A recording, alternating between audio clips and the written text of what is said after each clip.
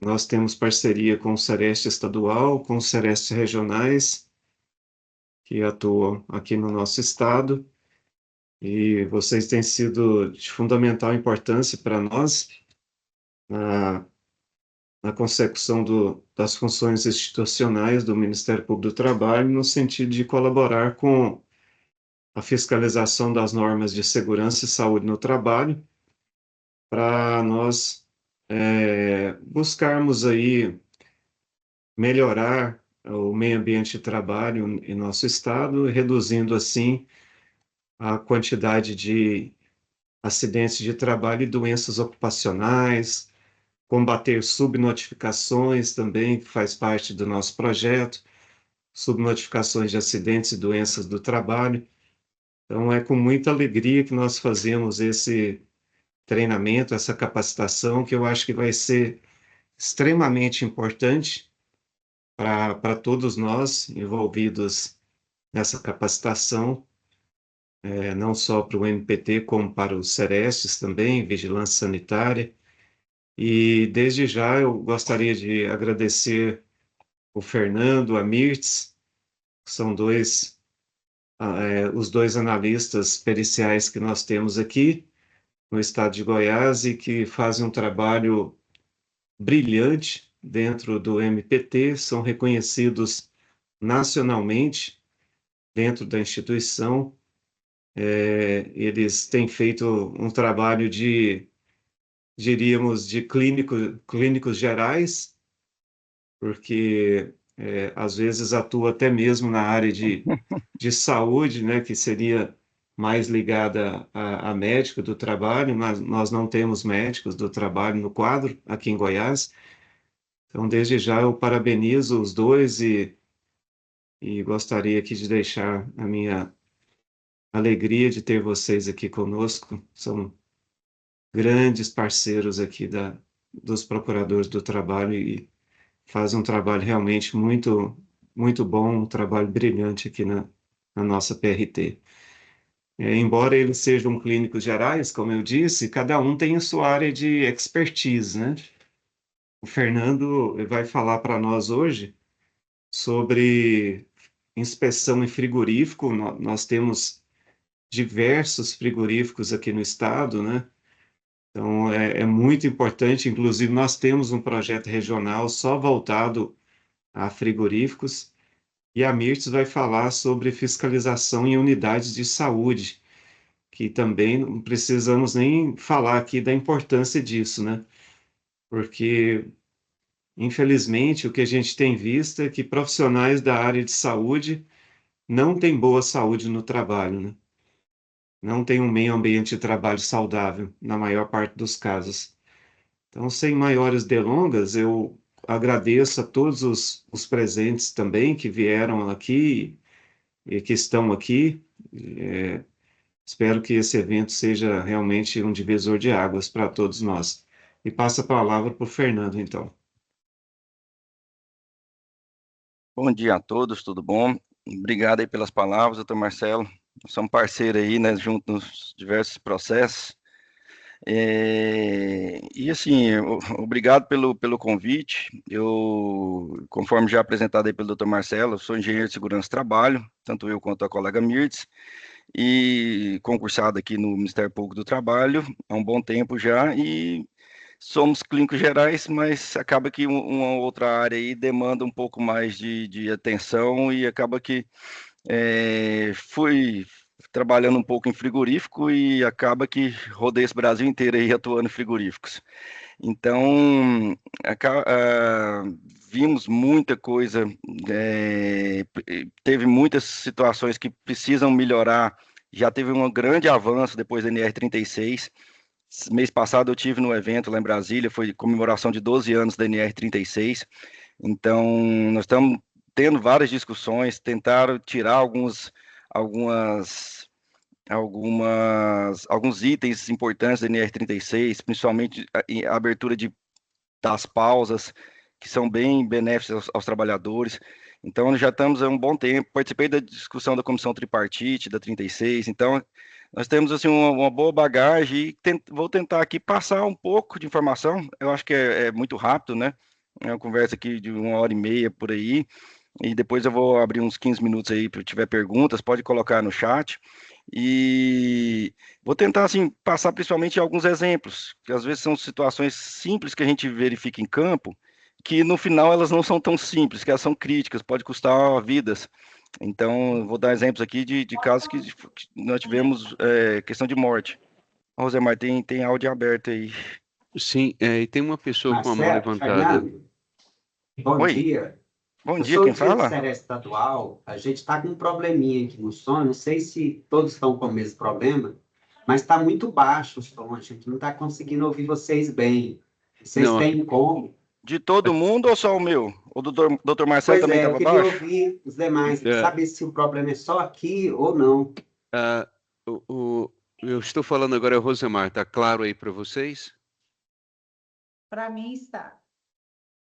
Então, Eu não estou tendo problema, não. Estou ouvindo bem o Fernando. tá. Então, talvez é aqui. A gente vai tentar resolver por aqui. Obrigado, gente. Não, Você tudo bem. aumentou o volume aí? Colocou? Sim, sim, mas não conseguimos ter êxito. A gente vai ver o que está acontecendo aqui. Obrigado. Só aproveitando então que teve esse parênteses aí, eu gostaria de pedir que todos colocassem no chat o nome completo, o cargo Você consegue? e o órgão que está representando, de onde que qual órgão que você está lotado, tá bom? Para a gente fazer uma certidão aí, só para nós sabermos a amplitude da capacitação. Depois, inclusive, nós podemos emitir um certificado também, a gente. Tá bom, então. Vamos lá, Fernando. Então, eu vou já colocar minha apresentação aqui, porque eu acho que tem muitos slides e muita coisa para falar. Vamos ao tema aqui, né?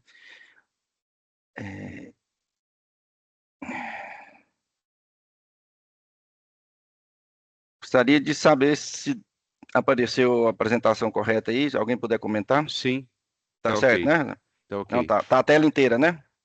Sim, Então, ok, então. Então, vou dar início. Aqui são meus dados, depois da apresentação, tá aqui meu e-mail, vai ficar disponibilizado aí, quem quiser bater um papo sobre algum tema específico de frigorífico ou de outra demanda aí, tá aqui meu contato. Eu fico aqui na divisão de perícias da PRT 18, aqui na Praça Nova Suíça. Então, dando início aqui, nós temos que frigorífico é uma situação assim que tem todos os tipos de risco possíveis ali dentro. Então, todas as fotos que estão aqui na apresentação foram ou tiradas por mim ou por alguém da equipe que eu participei. Essa foto aqui foi no frigorífico do Paraná. Estava eu e o Diogo aqui com esse coletinho. A seta está enxergando, Rosemar? A seta? sim, É porque eu vou usar ela algumas vezes. Não, tudo bem. Então, nós temos uma situação que vamos ter N riscos aí dentro de frigorífico. Desde químicos, o que a gente escuta bastante aí, falar de amônia. Eu vi que tem Sereste em Rio Verde, tivemos 2 mortes em Rio Verde, final de 22. Tivemos morte aqui em Umas agora, final de 24. Tivemos vários vazamentos em Mozarlândia e várias outras unidades em Goiás e Brasil afora. Temos umidade no processo de fora a fora. Então, assim, para ter uma ideia, num boi chega a gastar quase 3.000 litros de água. Então, tem frigorífico igual o Rio Verde, comentando de novo o Sereste aí, gasta mais de 20 milhões de litros de água dia. São mais de 4.000 suínos e 400.000 aves. Então, é muita água no processo produtivo. Nós temos ruído extremo em vários pontos. Aqui nós temos um posto de trabalho bem inadequado, com o trabalhador ao lado de um evaporador de amônia, com os motores funcionando na cabeça dele praticamente. Então, assim, ruído extremo em vários pontos. Melhorou muito, para que se tenha ideia, tem hoje evaporadores novos no mercado que já não precisa nem usar protetor auditivo dentro de uma área de desossa, de uma sala de corte. Já tive em algumas plantas dessas. Então, tem evaporadores modernos, só que a grande maioria está com esses evaporadores antigos, bem barulhentos. Vibração. Então, aqui é o trabalhador que faz a insensibilização, né? Vai matar o boi ali. Então, tem máquinas pneumáticas em vários pontos, alicates pneumáticos. Calor, nós estamos numa região quente e dentro de uma área de abate, eu acho que, não sei se todos aí já entraram, na grande maioria delas é muito quente, tanto é que várias já estão trabalhando com algum sistema de climatização. O frio, nem se fala, nós precisamos de frio para poder... O foco principal do frigorífico é conservação do produto que está sendo gerado, então é a qualidade do produto, então precisa do frio. O homem é algo que faz parte do processo, mas o que está importando para a unidade, o setor produtivo, é a carne, e a carne não pode estragar, então ali é frio. Então aí vai ter que adaptar o homem a esse ambiente, e isso é o contrário que a gente trabalha, né? Mas no frigorífico, o frio está nessa razão. E riscos biológicos, isso aí é notório. Infelizmente, até hoje, tem programas preventivos que, apesar de uma situação dessa, olha essa imagem aqui da direita, trabalhador sem óculos, sem máscara e sangue para todo lado, tá? Aqui na área de sangria. Depois da sangria, tá retirando aqui, provavelmente... partes aqui de esôfago, cabeça, ele tem programas preventivos que não reconhecem o risco biológico, não reconhecem em lugar nenhum dentro do frigorífico. E isso aí, a gente fica bobo de ver profissionais fazerem situações dessa. E aqui nós temos, assim, dentro de um mesmo posto de trabalho, que é um recorte de um programa, aqui a área suja lá na calha da sangria, é naquele posto de trabalho, vou voltar aqui, esse posto de trabalho aqui que estão esses dois trabalhadores, ele tem vários fatores ao mesmo tempo, vários fatores de risco. Nós temos ruído, 95 dB, calor em cima do limite de tolerância, risco biológico, umidade. Então, assim, nós estamos falando não é um risco, é um conjunto de riscos que o trabalhador está envolvido, fora o risco gigante ergonômico, que ali é muito esforço, fora postura. Então, assim, e aqui chegamos em riscos ergonômicos. Isso aqui é o caos do frigorífico e o caos de afastamentos. Isso aqui é o que nós temos de afastamento previdenciário em boa parte das plantas. Tem plantas que os dados, assim, é cenário de guerra. Você chega, tem 100 afastados, 50 afastados. Então, assim, fora que tem um monte de situações que a gente encontra que eles fazem para não exige o trabalhador não pegar o atestado. Vou dar um exemplo aqui. Um monte de frigoríficos aqui em Goiás pagam um vale alimentação, uma cesta alimentação, e só recebe a cesta quem não faltar nenhum dia de trabalho. E se levar o atestado, deixa de receber. Então, os trabalhadores vão adoecidos. E essa cesta é de 200 a 300 reais, a maioria das vezes. Então, ela é significativa para quem ganha 2.000 reais. Então, e não está no acordo coletivo, não está na convenção, ela é uma cesta informal. Então, assim, a gente já temos ação aqui no MPT em cima desses casos. Tem frigorífico que participa do sorteio de um veículo no final de ano, só quem não faltou nem um dia, se levar atestado está fora do sorteio. Então, assim, a gente vê situações assim, absurdas de descaso com o ser humano. E o outro que acontece muito, mas muito, é os acidentes, riscos de acidente. Então, assim, nós temos aqui N situações, mais adiante eu vou falar de cada um, por enquanto eu só estou pincelando os principais pontos aqui, e tem outros riscos que eu nem comentei aqui, que ainda existem, até de radiação, tem frigorífico de aves que tem que passar aparelhos de raio-x, para poder ver se não tem nenhum metal no frango, no final de processo.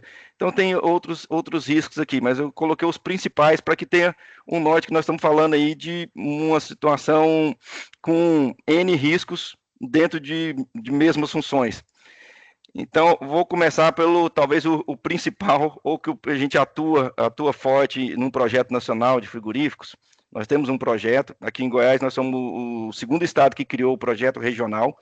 Então, ele começou no Rio Grande do Sul, hoje nós estamos em Goiás, aqui já tem uns 5 anos, mais ou menos, 4 a 5 anos, e nós atuamos principalmente nos maiores grupos, porque um dos itens que a gente atua aí, né, é na questão ergonômica e ritmo de trabalho. Então, quando a gente fala aqui nos fatores ergonômicos, eu fui fazendo a apresentação aqui, elenquei alguns que me veio à cabeça, que o ritmo que eu comentei, nós temos esforço, posturas extremas, não fazem pausa, não fazem rodízio, pressão por produção, tem as metas nos quadros, a gente chega para fazer inspeção e eles apagam os quadros para que a gente não possa ver as metas. Então, assim, jornada extraordinária, não tem a quarta pausa, muitos frigoríficos têm ações aqui, com quase que todos, né, doutor Marcelo, de jornada. Então, assim, então, além de estar num ritmo acelerado, num esforço excessivo, ainda fazem 8h48 com mais hora extra. Então, hora extras habituais. Então, isso aí não tem como não adoecer o trabalhador. Então, isso é fato para a gente.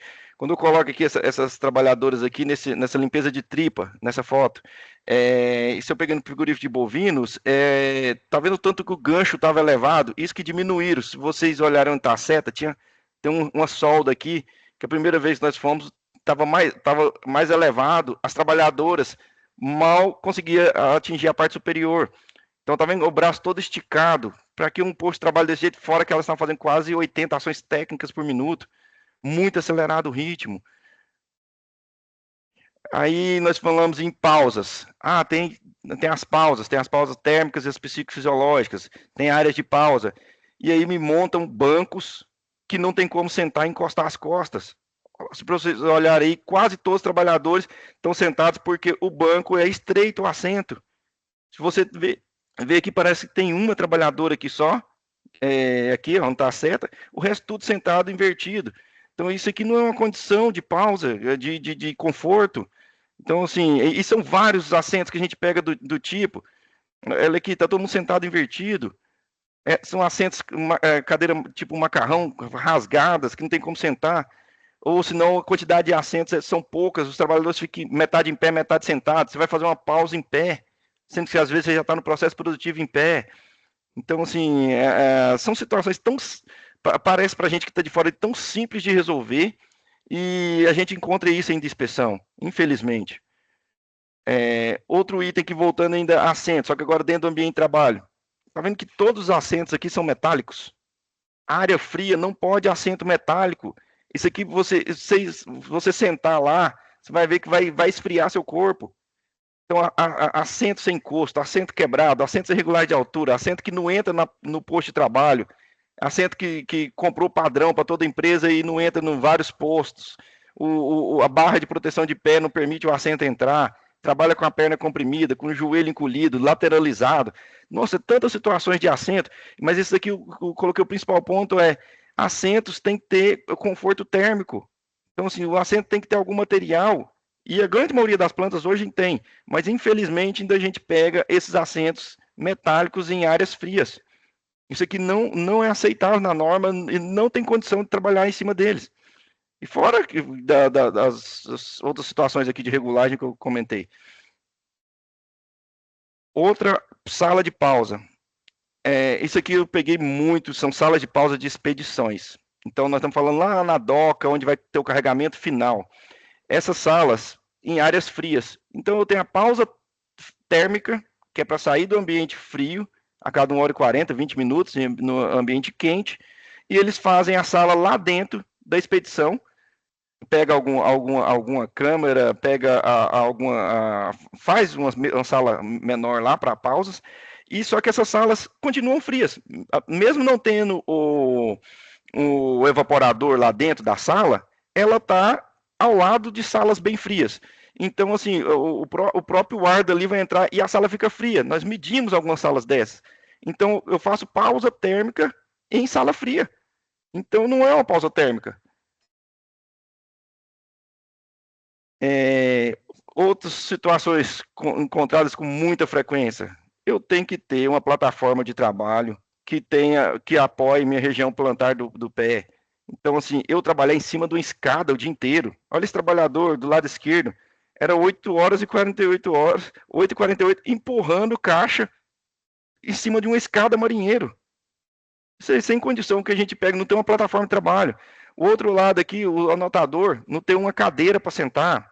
Voltando ao assunto cadeira. É 1:3 que a norma pede, fazer um relatório dos locais que possibilitam usar a cadeira.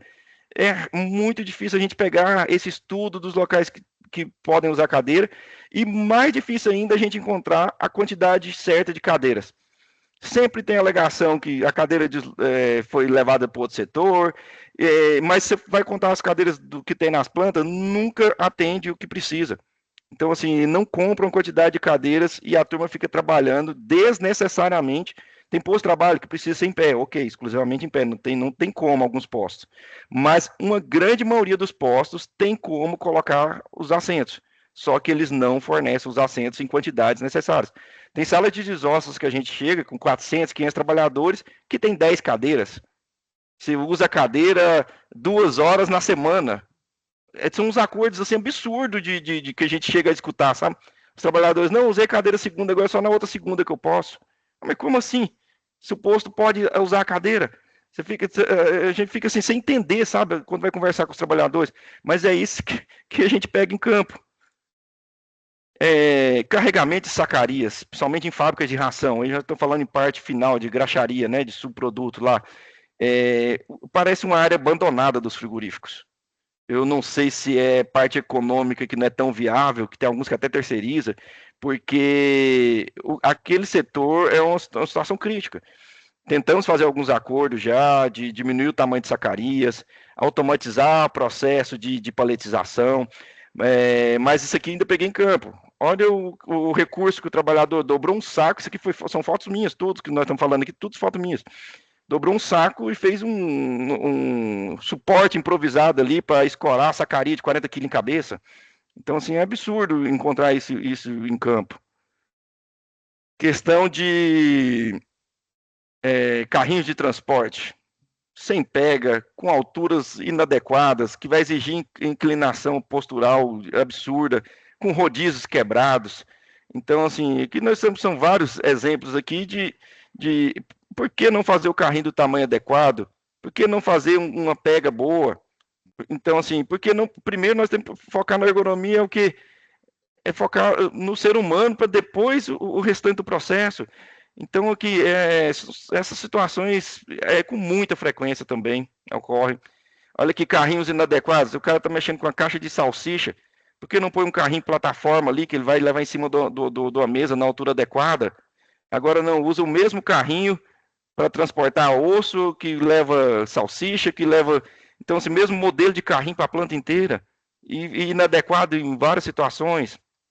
Aqui do lado esquerdo, nós temos um trabalhador jogando osso o dia inteiro, e vai dessa janelinha aqui à esquerda, ele tem que ficar agachando nessa postura e lançando o osso. Essa era a função do dia inteiro do trabalhador, com essa condição de carrinho.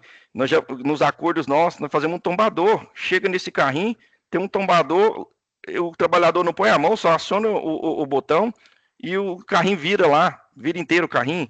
Então, assim, isso aqui é inadmissível, mas em plantas, principalmente de médio e grande porte, mas ainda encontramos.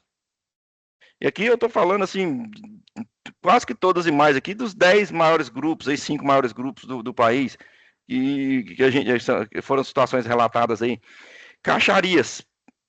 Na norma pede suporte para caixaria. Tá vendo que a caixa branca aqui ao lado tem um suporte, está numa altura melhor, não que seja aconselhar, mas está numa altura melhor, mas a vermelha está no chão. A vermelha é descarte. Então, assim, as caixas vermelhas, eles saem colocando caixa para tudo, qualquer lado do piso do frigorífico, no chão. Então, assim, isso aqui é a grande maioria das plantas. Então, assim, pelo menos as que eu tive, olha tanto que é ruim a pega. Você vai pegar aqui, eu cheguei a pesar a caixa dessa de 30 e poucos quilos, o trabalhador vai levantar 30 quilos aqui nessas posturas inadequadas. Esteira de produção. Aqui a carne está passando no meio dessa esteira, os trabalhadores dos dois lados fazendo os cortes, e a esteira tem rebaixamento. Isso aqui, ainda bem, as novas agora já não estão vindo mais com isso, mas aqui a gente ainda pega algumas plantas antigas com esses rebaixamentos. Onde está a seta aqui, o trabalhador tem que fazer força para puxar a carne. A carne está passando na esteira, ele tem que puxar para a sua bancada de trabalho. Então, um esforço físico desnecessário. Se ela fosse reta com a bancada, ele somente puxava, que tem que levantar e puxar. Então, assim, são situações desnecessárias de esforço. Isso aqui eu estou falando, são esforços, não é uma peça que ele faz por dia, nem 100. Às vezes é 1.000, 2.000, então assim, são muitas peças. Questão da parte ergonômica aqui que chama muita atenção, rodízios. Os rodízios é mais ou menos dessa linha que a gente pega do lado esquerdo aqui, que a gente encontra em campo. Sem estudo nenhum dos agravantes que precisam ser levantados, tantos ergonômicos, tantos da parte de umidade. A NR36 relaciona a situação de rodízio, e você pega rodízio em campo, é o seguinte, você faz rodízio? Faço. Quais funções você faz? Ah, não, eu de manhã eu puxo tripa grossa. À tarde eu puxo a tripa fina. É os mesmos músculos que estão sendo atingidos, só muda, em vez dele fazer a tripa grossa e fina, assim, uma de 10 metros, outra de 20 metros. O que vai mudar na atividade dos caras isso? Então, assim, a gente pega muito rodízio, vamos falar rodízio burro. Aqui, esse exemplo que eu trago aqui, rodízio de tarefa. Olha o operador de mandíbula. É o Marcos, o Ismael e o Damião. Esses 3 nomes aqui. Aí vem na segunda. Na terça, é o Damião, o Ismael e o Marcos. Então, na quarta, é o Ismael. Eles mudam o nome do trabalho. É os mesmos 3 trabalhadores a semana inteira. E só mudava quem vinha primeiro. Então, assim, quem fazia no primeiro horário, quem fazia no segundo, quem fazia no terceiro. Isso é rodízio, eu estou fazendo, os mesmos estão operando mandíbula. Então, assim, a gente pega situações dessas, fica assim, sem entender a cara de pau de apresentar uns documentos desses para a gente, sabe? Então, assim, a gente pega muito ausência de rodízio nas atividades idênticas, só relembrando aqui, rodízio por dia, isso aí tem demais. Gente, não adianta eu colocar o trabalhador para ficar o dia inteiro, 8h48, que é a maioria dos frigoríficos, rodando lá o dia todo na mesma atividade e fazer rodízio no dia seguinte, que depois no outro dia ele vai voltar para aquela mesma atividade. O rodízio tem que ser dentro da jornada diária de trabalho. Então, se esses rodízios diários, rodízio semanal, pior ainda, ele vai ficar a semana inteira naquela atividade pesada. Se tiver que comprometer alguma parte muscular, vai comprometer ali. Então, assim, tem que ser um rodízio bem trabalhado, tem que contratar profissionais, fisioterapeutas, pessoal da área da ergonomia. Então, assim, muitas plantas ainda não têm. Ou quando tem, contrata um laudo ergonômico, assim, só para falar que tem, para entregar para fiscalização, algo extremamente ruim. Então, a gente precisa melhorar muito essa parte de rodízio. A outra situação é as pausas. Então, pausas com horários britânicos, pausas assinadas a semana inteira, o mês todo, com os mesmos horários. Pausas assinadas, um setor aqui de 300 trabalhadores, assinado por 4 trabalhadores, 4 trabalhadores, todos os dias os mesmos 4 que assinam, e a maioria dos horários se repetem. Quem conhece frigorífico sabe que é extremamente difícil um horário repetir. A única coisa que repete é o horário de começar o trabalho. Isso aí acontece com frequência. Depois, lá dentro o Serviço de Inspeção Federal para a produção. Lá dentro, máquina quebra. Lá dentro tem N fatores que param, micropausas de 2 minutos, 3 minutos, 5 minutos. Então, assim, não tem como a jornada ser idêntica todos os dias. E a gente pega essas pausas britânicas o tempo inteiro.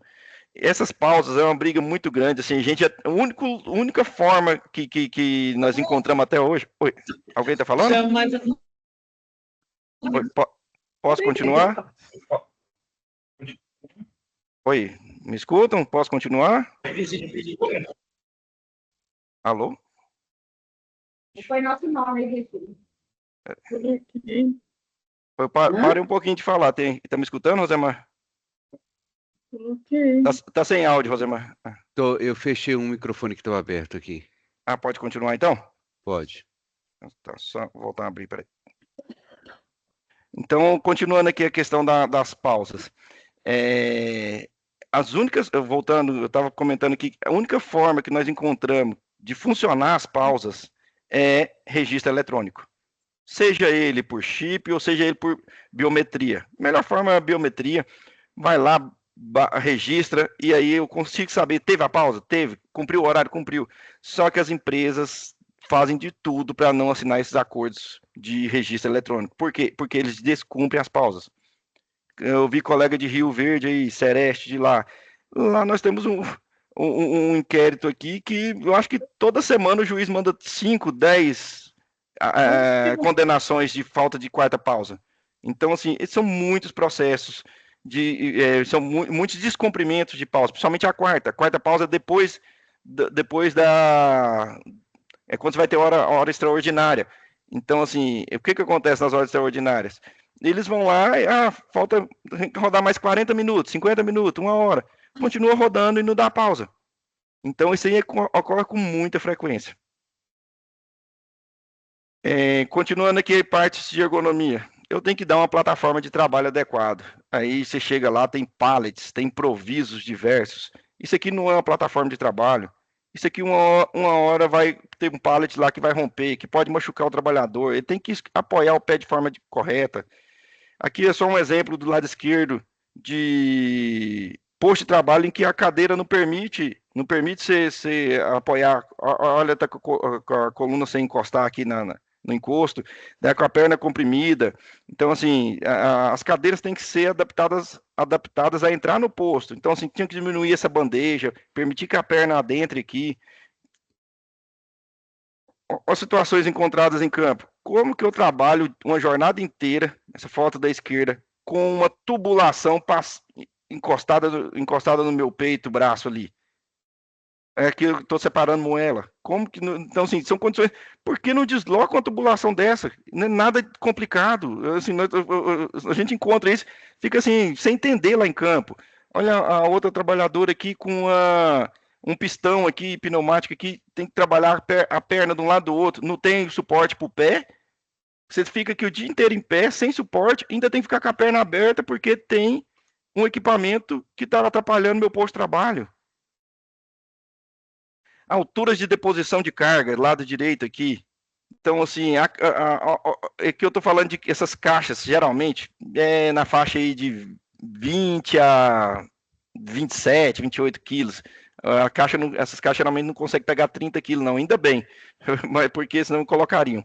Então, assim, mais 27, 28 a gente pega com certa frequência. Para que eu vou fazer um empilhamento manual, elevação de ombro absurda, vai comprometer o trabalhador? Para que eu tenho que fazer pilhas desse tamanho? Por que eu não posso aqui pegar com 1,75 m para baixo, que é o que a gente cobra? Então, assim, é absurdo essas condições. Eu vou tirar o áudio dos vídeos, que tem muito barulho nos frigoríficos, mas que eu vou trazer um post de trabalho. Tá conseguindo? Só vou parar aqui.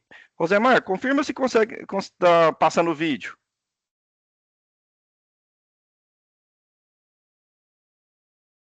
Alguém confirma se está passando o vídeo? Está passando sim. É do Tá lado passando? esquerdo. Tá sim. Ok, obrigado, gente. Porque eu vou ter mais alguns para frente aí, obrigado. Olha aqui esse posto de trabalho.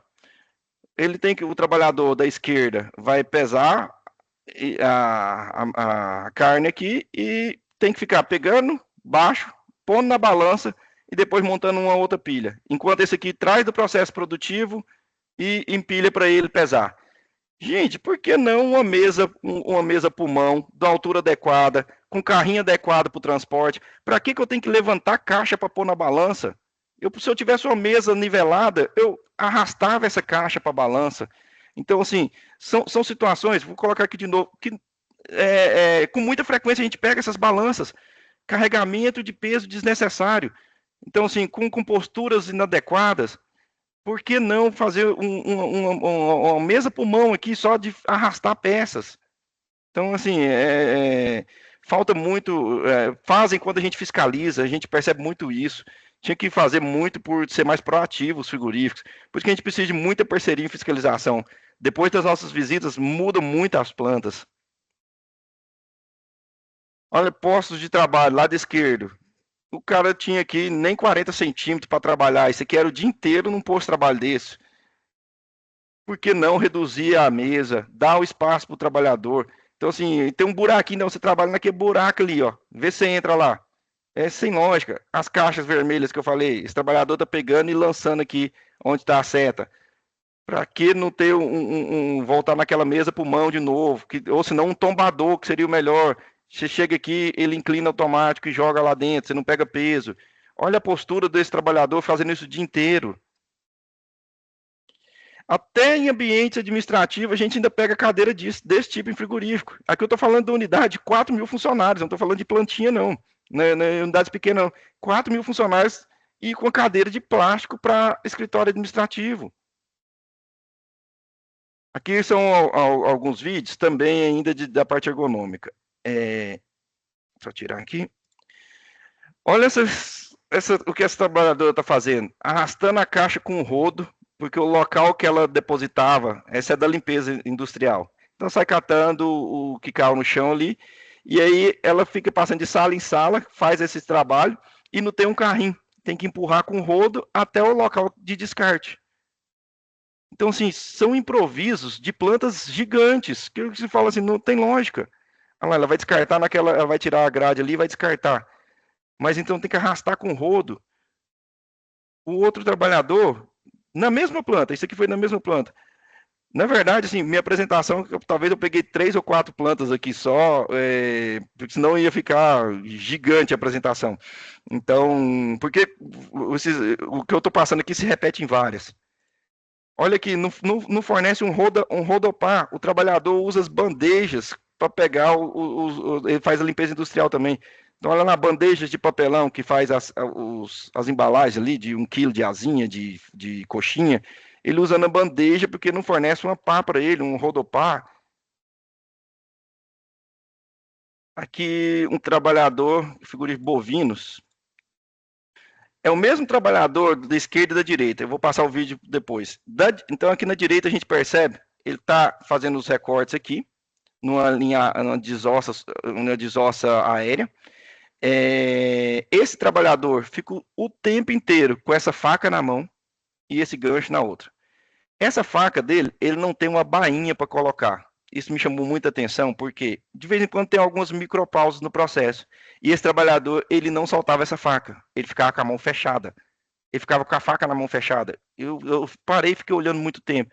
Falei, não tem condição. Então, assim, além do ritmo absurdo, da força absurda que eu vou colocar no vídeo, ele ficava o tempo inteiro sem rodízio e com a faca na mão. Então, assim, essa mão nem abre daqui uns dias. Olha aqui o vídeo.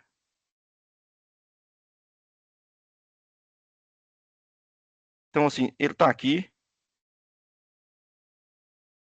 Aí eu coloquei tampando os rostos aqui, foi só para fins das fotos, e acaba que alguns vídeos vão ter aqui. Mas olha, faz um esforço, olha esse movimento que ele faz aqui de braço para quebrar a peça. Então, assim, um esforço danado, e a faca e o gancho não saem da mão. Nem nas micropausas. Então, assim, esse aqui é trabalhador, é novo, mas login tá adoecido. Aqui acontece muito também a questão, um vídeo aqui olha o piso nas áreas de desossa, principalmente de carnes gordurosas. Isso aqui é um contrafilé, desossa de contrafilé. Olha esse trabalhador daqui, o tanto que ele patina. Isso que ele tá com a faca na mão o tempo inteiro cortando. Ele tá com aqui, olha. Aí, durante a inspeção, eles vêm tentar limpar aqui, ó. O cara chegou logo que eu comecei a filmar, chegou tentando limpar, mas olha o tanto que ele patina. O pé dele escorrega o tempo inteiro. Como é que eu trabalho com uma faca desse jeito aqui? Aqui é um outro vídeo. Eu recebi ontem. Nós temos umas empresas no Sul que o sindicato conseguiu autorização judicial para filmar uns acordos de ritmos nossos. E aí eles me mandaram esse vídeo ontem, até a filmagem não é boa, mas é só para ter uma ideia, que foi recente, que eu percebi ontem à tarde e estou colocando aqui agora, só para ter ideia, o que é o ritmo de trabalho de uma desossa de coxa, que é uma das que mais adoece. Para a gente, nos acordos nossos, a gente pede para ser automática a desossa de coxa, já tem máquina para isso. Então, assim, aqui só para ter uma ideia, deu mais de 100 ações técnicas por minuto, no outro vídeo que a colega contou, porque é muito rápido. Nossos acordos antigamente pegava 4 coxas por minuto, era por volta disso. Essa trabalhadora aqui, ela fez 4 coxas em 20 e poucos segundos. Então, assim, isso foi de ontem a filmagem. É absurdo os ritmos ainda que a gente encontra. E isso aqui é o que a gente faz aqui no Ministério Público. A gente tenta ir dentro dessas empresas, fazer essas filmagens na parte ergonômica, né? E propor um acordo. O pessoal de Rio Verde, isso aqui é da BRF de Rio Verde aí, é uma fiscalização minha, isso aqui é um relatório meu, em que nós fizemos um acordo com eles na repindura, quando começou a primeira fiscalização lá por 16, 15, por volta disso, eles faziam 31 peças por minuto, um trabalhador. Então, usando a metodologia checklist Okra, estava um risco alto, 94 ações técnicas por minuto, e o acordado com a gente foram esses prazos. Em 2017, reduzi para 22 peças, em 2018, reduzi para 18, em 2019, reduzi para 15, ainda continuava um Okra médio ainda, mas a gente estava trabalhando de forma gradativa para depois de 19 sentar e tentar diminuir isso ainda mais. Só que o que acontece? Eu fui lá, no final de 22, e ainda estava linhas com 25 peças por minuto, 75 ações. Então, assim, reduziu do 31 do começo, quando a gente esteve lá, reduziu, mas não cumpriu a meta nem de 2017. Então, assim, nós ainda estamos ainda enfrentando muita dificuldade nesses acordos, que está automatizando, estão fazendo, mas está muito lento ainda. Então, assim, esse processo aqui mesmo, salvo engano, tinham 35 atividades, cumpriram as 20, mas ainda tem 15 que ainda estão monitorando, porque não conseguiram atingir o que foi acordado com a gente lá atrás. E aí, nós estamos fazendo outros aqui, fizemos um acordo grande agora com outra empresa aqui de Pires do Rio. Então, sentamos, fizemos 37 atividades, foi as principais, fiquei uma semana lá, fizemos um acordo agora recente, e estou com o ergonomista essa semana agora fechar essa tabela das 25 atividades, e as outras 12, são 37, e as outras 12 nós demos um prazo de 1 ano para eles repensar a atividade, porque a atividade, ela precisa ser totalmente alterada. Então, quando ainda a gente consegue acordar o ritmo, ok, mas tem situações que precisam de fazer medidas de engenharia diversas, mudanças de layout diversas, que é a empresa que tem que apresentar a proposta para a gente, porque precisa melhorar. Tem coisa que é só automação também. E aqui, vou saindo da ergonomia, entrando aqui na umidade. Como eu disse lá no início, gasta-se muita água dentro de frigorífico, lava-se muitas peças, muitas carcaças, muita água em todo tipo de etapa do processo, muita higienização dos ambientes, mas a umidade, isso aqui eu fiz um levantamento, eu fiz um trabalho de campo e avaliei 8 frigoríficos na região centro-oeste e sul do país, e desses 8 frigoríficos de aves e bovinos, eu não tive em suínos, eu medi, dentro dos parâmetros avaliados, teve a umidade. E cheguei a esse levantamento. 83%, fazendo a média, somando tudo aqui, dividindo, 83% dos trabalhadores que laboravam nesses ambientes, em regras, eram os ambientes climatizados que foram avaliados, eu não avaliei área quente. Então, 83% dos trabalhadores dos ambientes climatizados, dessas 8 plantas frigoríficas avaliadas, estavam em ambientes com umidade acima de 65%, que é o que antes era a resolução número 9 da Anvisa, pedia, agora ela foi revogada e está valendo a NBR 17037. Também fala dos 65%. Então, assim, nós temos que a grande maioria dos trabalhadores dos ambientes climatizados estão em áreas úmidas. Por isso, nós tivemos uma série de complicadores na época da Covid. As máscaras umedeciam rapidamente. Eu tive várias avaliações que o ambiente deu 99% de umidade. É um ambiente totalmente saturado. Então, assim, vai molhar tudo. O trabalhador trabalha molhado. Então, a umidade está presente em praticamente todos os frigoríficos, principalmente foi constatado nessas áreas climatizadas. Aqui eu trago dados fora o meu levantamento, que são dados de processos judiciais, que peritos judiciais tiveram. Isso aqui foi no frigorífico de Santa Catarina. Um perito judicial foi lá, eu acompanhei esse processo por aqui, e ele levantou que todos os ambientes estavam com mais de 80% de umidade. Então fez avaliação. Aqui, e além da umidade, eu trago aqui outros dados, que isso aqui foi o primeiro que me chamou a atenção, depois nós pegamos vários. Dentro do frigorífico, tem uma série de aerodispersóides, de material particulados, em vários pontos, que dão acima do limite de tolerância. Falar, não, o ambiente lá, nós temos boas práticas de fabricação, faz a higienização todo dia, sanitização entre os turnos e tal, mas o que deu de biológicos e particulados dentro do ambiente refrigerado também foi gigante. Olha que eu estou falando aqui, ó, uma paletização, está dentro do refrigerado, a seta está aqui, 980, o limite é 750. Uma expedição dentro do refrigerado, eu estou falando aqui de fungos, 2.700. Então, assim, nós temos, principalmente nas plantas antigas, nós pegamos assim, valores assustadores. Eu acredito, porque essas avaliações eu não participei, foi só de processos judiciais, que pode ter alguma coisa até ligada com a questão do forro, de furo no forro, que infiltra fungos ali, ou no próprio sistema de refrigeração, que não está sendo devidamente higienizado. Então, assim, tem que fazer um trabalho em cima disso, mas o que nós vimos, mas o que acontece? Por que eu falo que tem que fazer um trabalho em cima disso? Porque os frigoríficos não avaliam isso. Eu não peguei, pode ser que até alguém tenha feito, mas eu não peguei nenhuma unidade frigorífica que faz o monitoramento de fungos e aerodispersóides. Pegamos de CO2 porque também é NR36, mas agora fungos, aerodispersóides e umidade, não. Temperatura eles fazem, porque temperatura, eles precisam de controlar o produto, eles têm normas para isso, então, assim, tem portarias do mapa, então, assim, esses aí eles cumprem a temperatura. E mais, agora, fungos, aerodispersóides, tem frigoríficos que tem setor de montagem de caixarias, então aquelas caixas que nós vimos ali na ergonomia, os frigoríficos montam a caixa dentro da área climatizada. E ali tem cola que tem o contato físico dessa caixa que vai ser montada e vai ser conduzida por esteiras. Então, assim, gerando aerodispersões. E por aí vai. E os dados mostram para a gente que a fala deles não estão batendo. Porque sempre fala que aerodispersóides e fungos não tem, porque lá é higienizado, boa prática de fabricação, mas os dados nos processos que nós pegamos, levantamento de peritos judiciais em campo, mostrou o contrário.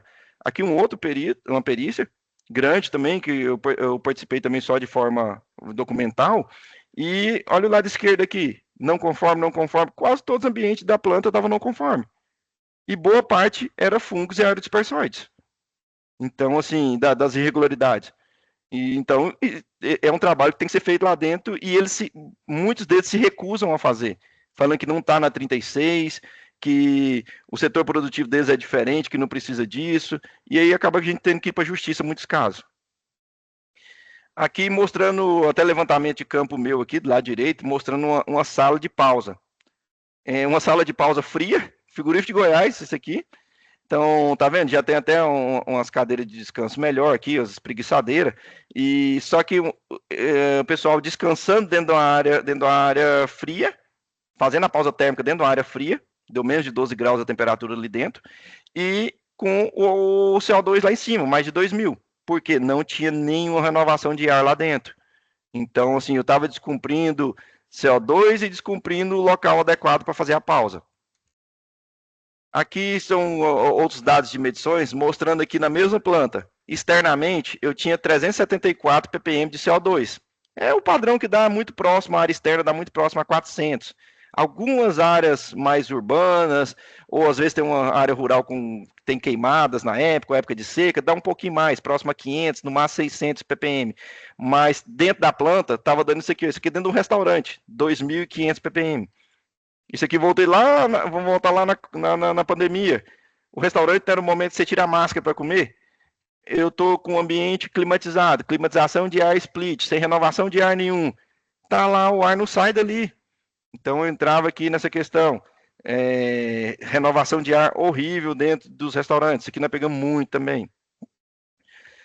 E aqui eu trago algumas outras situações. Tá vendo esses dois sacos amarrados aqui? Isso aqui é de um setor no abate, uma área quente, em frigorífico de bovinos. Isso aqui me chamou atenção.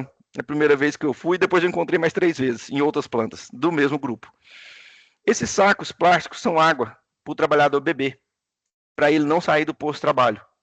Então é isso aqui, ó, que acontece. Tá aqui a filmagem. O trabalhador fica lá, para não sair do posto, eles colocam água que num setor extremamente quente, numa região extremamente quente do estado, o cara bebe água quente. Essa água estava quente. Então, assim, é inadmissível. E se eles colocam essa água quente, é porque também eles não permitem esses trabalhadores fazer necessidades fisiológicas. O trabalhador não pode sair do posto. Isso aqui, ó, o pessoal que for fiscalizar, frigorífico de bovinos, os postos superiores de frigorífico de bovinos. Então, quem trabalha fazendo a esfola, vamos falar assim, esfola é tirada do couro, fazendo a esfola da parte superior ali do bovino, que tem plataformas superiores, que às vezes está até usando cinturão de segurança. Essa turma, em algumas plantas, eles colocam água para eles e não fornece, fosse pelo menos uma garrafa térmica, né? O cara tá lá, tá aqui, a norma aceita garrafa térmica, ambiente hermeticamente fechado, mas não, coloca sacos com água, a água pode até estar gelada no começo, mas com a temperatura absurda da região aqui, ela estava quente. Eu peguei essa água. Então, assim, os trabalhadores todos reclamando da água. Aí, o que eles fizeram? Esse mesmo frigorífico, quando eu fui inspecionar de novo, da outra vez, eles cortaram esses saquinhos, quando eu estava lá na recepção para entrar, cheguei, os saquinhos estavam todos no chão. Aí eu falei, ó, vocês cortaram, mas esqueceram de recolher o saco, né? Tentaram me enganar, mas tá aí o saquinho tudo no chão. Eles só passaram a faca cortando. Ah, a fiscalização chegou. Gente, mas não é sem lógica isso, um negócio desse. Umas plantas desse tamanho, com dinheiro que movimenta, não fornecer água. Eu pedi, nesse processo aqui, eu não voltei mais nessa planta, mas eu pedi bebedouros na plataforma superior. É uma situação, água é inadmissível. E aqui vamos começar uma outra parte, que os agentes químicos. Então, assim, são muitos produtos químicos dentro do frigorífico. O principal que a gente vê na mídia mais aí é a amônia, né, por causa dos vazamentos e até mortes. Mas nós temos muitos produtos, assim, igual eu comentei, particulado, os sanitizantes, porque vai fazer higienização. Tem produtos lá da estação de tratamento de água, de esgoto, de caldeiras, tratamento de água de caldeira, óleos lubrificantes, CO2. Então, assim, é uma série de produtos defensivos. Então, os agrotóxicos para matar pragas lá, rato, baratas, demais insetos, herbicidas, porque geralmente são em áreas rurais, então, assim, usa muito herbicidas também. Então, existe N produtos químicos dentro de um frigorífico. E eu sempre, o primeiro setor que eu vou falar aqui de parte química, é esse setor que me chama muita atenção. Faço até questão aí que os colegas do Sereste, quando estiverem no frigorífico, peça para ir nesse lugar. É uma salinha, geralmente do tamanho de um banheiro, um pouco maior, minúscula, e que o trabalhador é terceirizado. E esse ponto, assim, é absurdo, que é um pouco caso que faz com esse trabalhador. Esse trabalhador, muitas vezes, ele que faz a higienização das suas roupas, ele não tem os EPIs que precisam, não atende os EPIs das FISP, nunca tem as máscaras corretas. Ele tem a salinha dele, junto com o agrotóxico. Então, assim, a salinha, quando a sala é um pouco maior, ele tem a mesa lá e a cadeira sentado junto lá com o agrotóxico, na mesma sala, sem ventilação nenhuma na sala. Então, assim, é um posto triste de ver. A gente chega lá, a sala tá desse jeito aqui, escrito veneno. Aí você entra lá, tá o trabalhador, esse aqui eu pedi para ele se equipar, ele colocou o que ele tinha lá no dia, esse trabalhador. Tá vendo a cadeira dele aqui, embaixo aqui à direita? Então lá, ele tá com bomba costal dentro da sala, ele tá com aqueles agrotóxicos todos aqui da foto anterior dentro da sala, e sem renovação de ar, sem uma janela. Então, assim, é uma área bem crítica, porque, em regra, são terceirizados. E aí, é só, não, a controle de praga é terceirizado. O César, muitas vezes, nunca nem entrou nessa sala. Já aconteceu várias vezes comigo. Não, lá é terceirizado. É como se o terceirizado fosse, dane-se, é terceirizado. Que isso, sem condição é o que a gente pega nessa sala. E aqui o outro ponto crítico, que é a amônia. Aqui eu vou falar um pouquinho de amônia, que eu vou trazer alguns exemplos, para até ter um norte do que nós estamos falando. Então, assim, a amônia, ela é usada no processo de refrigeração. Precisa da amônia para refrigerar. Em regra, quase a maioria das plantas usa amônia em todo o processo produtivo. O fluido refrigerante é amônia, e às vezes, se tiver um fluido secundário, é água e algumas outras plantas têm um propileno glicol, um etileno glicol, mas o fluido refrigerante principal, que tem uma capacidade termodinâmica boa, é um custo-benefício bom, que não estraga os equipamentos, é a amônia. Então, assim, a amônia tem um monte de vantagem. Ela é mais leve que o ar, ela é autoalarmante, é o quê? Todo mundo da planta frigorífica conhece a amônia. Já sentiu o cheiro, o odor ali da amônia. Então, assim, então ela tem um monte de vantagens, só que ela tem uma toxicidade aguda. Então, a exposição a ela vai gerar vários pontos críticos até chegar na morte. A queimadura por amônia é horrível. Nós já pegamos acidentes com queimadura em amônia horrível. Então, assim, derrete até a roupa, derrete a pele. É feio de ver o laudo da Tec Científica.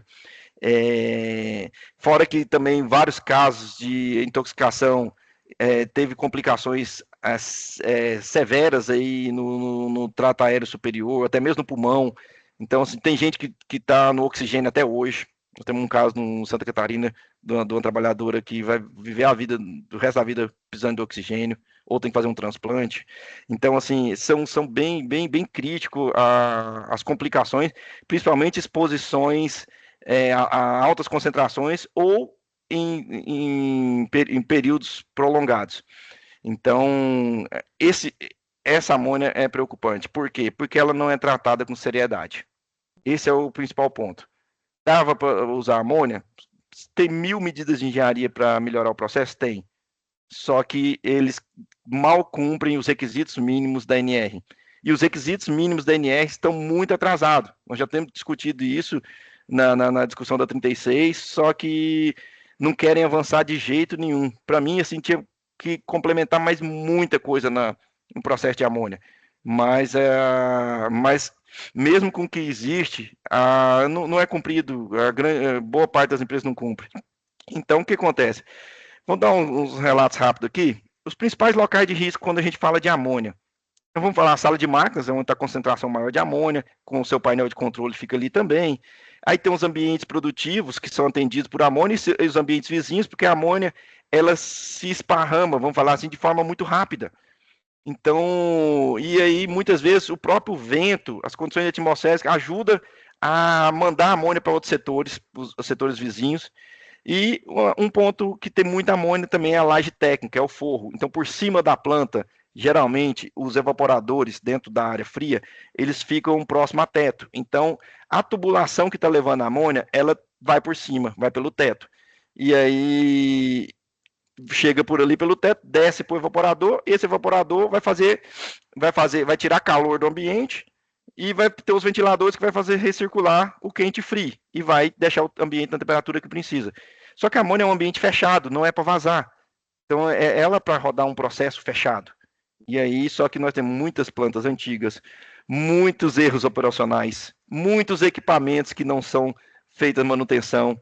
Então, aí acaba virando essa bagunça que é o vazamento de amônia, que, na verdade, o que a gente vê na mídia são os vazamentos que teve acidentes. Quem conhece uma planta sabe que tem vazamento lá quase toda semana.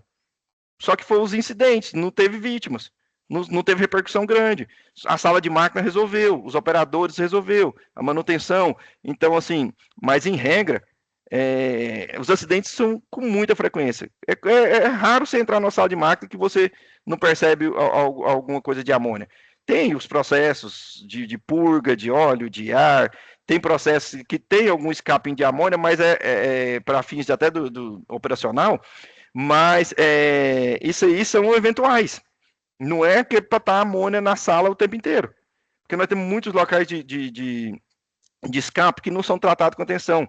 Tem muitos anéis de vedação, tem muitos retentores, tem muitos comandos de válvulas que estão com jogos. Então, assim, tem muitos escapes que não é feita a manutenção e vai vazar. Porque é um ambiente pressurizado. Vai caçar o lugar que vai sair. Então, assim, essas duas fotos são as únicas que não são minhas, porque só trouxe para a gente falar de amônia agora aqui, as situações de campo. Eu só dei uma introdução rápida aqui, mas para falar de situação de campo, eu trouxe essas duas fotos para que tenha ideia do que nós estamos falando. Esse aqui é um exercício simulado do lado esquerdo. Nós estamos falando de muitos trabalhadores saindo e tem que sair com rapidez e segurança. Então, assim, eu não posso ter obstáculos no caminho, eu não posso ter dificuldades de sair. Eu preciso. Quando falar de amônia, o principal ponto para decorarem aí é o alvará do Corpo Bombeiro, o SERCON do Corpo Bombeiro, certificado de conformidade. Porque eu tenho que ter as rotas de fugas feitas. O que eu tenho de plantas sem o alvará e sem saídas de emergências adequadas, é absurdo existir isso até hoje, e tem ainda um monte, é um monte. E já até tivemos reunião com bombeiros sobre isso, e nós temos assim, muita dificuldade, porque devia ter interdição. Já teve até situação de bombeiro querer fazer TAC com a gente aqui em Goiás, porque não tinha um alvará e vai sair daqui mais de ano que a empresa precisava, porque tinha que gastar não sei quantos milhões. Mas por que está rodando 20 anos lá e agora que vem falar isso? Então, assim, sabe, a gente fica assim, sem entender vários pontos. Porque saídas de emergência é assim, mais que obrigatório. Principalmente eu não estou falando de incêndio, o bombeiro está tratando da lei de incêndio e pânico. Mas ao fazer elas, eu estou atendendo meu escape, minha saída para situações envolvendo amônia. E quando eu falo em amônia, olha o lado direito nosso. Muitas vezes a intervenção tem que ser assim, com cilindro de oxigênio nas costas, com vestimenta classificada. Então, assim, com equipamento autônomo aqui, que eu vou ter um prazo para ir lá fazer a intervenção e voltar, porque senão pode acabar meu oxigênio. Então, assim, eu não posso ter acesso complicado também para fazer intervenção. E esse acesso dos operadores de sala de máquinas estão horríveis. E horríveis em muitas plantas. Tem plantas boas? Tem. Mas tem muitas plantas que não fizeram projeto nenhum pensando na operação. Fizeram pensando em redução de custo, em envio da carga térmica, mas assim, a operação, o que tem de válvula, que o acesso é impossível. E aí vai acontecer uma situação que nós tivemos mortes aqui em Goiás, que não fecharam válvula e vazou toda a amônia e gerou morte. Se tivesse fechado a válvula, tinha vazado a amônia de um trecho pequeno, provavelmente não tinha tido morte. Então, assim, são exemplos aí do dia a dia nosso. Quando eu falo a sala de máquinas aqui, vou falando aqui da parte de projetos. Tá vendo? Não está escrito prédio de energia? Isso aqui é a sala de máquinas desse frigorífico. Eu tenho o setor de aves aqui na parte de baixo, industrializado à direita, suínos na parte superior. Tá vendo que toda a sala de máquina aqui, onde está a amônia, ela foi concentrada pensando em ficar próximo aos setores. Só que isso aqui não levou em consideração que as tubulações estão passando nos setores administrativos, não levou em consideração que aqui é muita amônia, e os vazamentos que ocorrem aqui, por exemplo, ocorreu um aqui, ó, onde está a seta laranja, evacuou a planta inteira. Porque eu tenho que fazer a amônia pensando aqui, ó, em tudo, pensando principalmente aqui nos riscos dos trabalhadores. E fizeram um projeto, que é um frigorífico gigante, que não tem essa visão dos trabalhadores. Eu tenho válvulas dentro de ambiente administrativo. Válvula, que é um ponto crítico de amônia, pode vazar amônia. Então, assim, como que eu não tenho muito erro de projetos, assim, que eu não vou nem falar erros quando a gente fala em risco ao trabalhador. Então, assim, porque é inadmissível a gente pegar isso aqui. Eu fico assim, só que são projetos agora, isso aqui não tem jeito de mexer mais. Tá pronto lá. Isso aqui tinha que ter olhado no projeto. E quando a gente fala em sala de máquinas, a gente tem uma NBR que tem muitas especificidades dela. 16069, ela traz muitos itens interessantes que a gente tem cobrado das empresas, traz a exigência de ventilação mecânica na parte operacional e na parte de emergência. Então, assim, é uma NBR interessante para que tenham conhecimento, que ajuda bastante, principalmente dentro de sala de máquinas. Olha as situações agora vamos para exemplos, agora a parte do dia a dia. E o sala de máquinas, acabei de falar que é o local crítico, maior concentração de amônia. O pessoal vai lá e me monta a oficina dentro da sala de máquinas. Isso aqui é uma prensa usando do lado dos reservatórios, dos separadores de líquido de amônia. Tinha morsa na bancada do outro lado aqui. Então, assim, inadmissível. E o pior é que quando fazem isso aqui, com a porta que dá acesso somente para a sala de máquinas. Se vazar amônia, o trabalhador fica ilhado ali e tem chance de morrer. Então tem também essas oficinas em vários frigoríficos dentro da sala de máquinas, em salas fechadas. Essa aqui era aberto mesmo, Então, assim, é um ponto crítico. A planta é gigante, faz em outro lugar, procura outro canto lá. Eu não tenho que ter oficina dentro de sala de máquinas. Aqui, os reservatórios de amônia, do lado externo, aqui do lado esquerdo é a sala de máquinas. Eu tenho os reservatórios, uma grande quantidade de reservatórios ainda, sem bacia de contenção. Se tiver um vazamento, eu não tenho contenção de produtos aqui nenhum. Isso aqui é voltado à área química. Tá vendo que aqui eu tenho uma rede de aspersão de água em vermelho? Conforme a norma, os grandes vasos de pressão, eu tenho que ter uma rede de aspersão de água. E essa rede tem que ter ligação manual, porque essa água é principalmente em caso de incêndio. Eu tenho que ter a tomada de decisão. Vou precisar ou não vou precisar ligar a aspersão de água? Então, o que acontece? Ela tem que ser manual a decisão. Tem um monte de empresa que vai lá e faz essa rede de aspersão de água automática, ligado com um sistema de detecção de fumaça. Então, a gente encontra isso. Aqui o mesmo processo, aqui a rede de aspersão de água também, só para exemplificar. E aí eu chego no frigorífico, aqui a foto lá direito, eu e o procurador está segurando a mangueira aqui.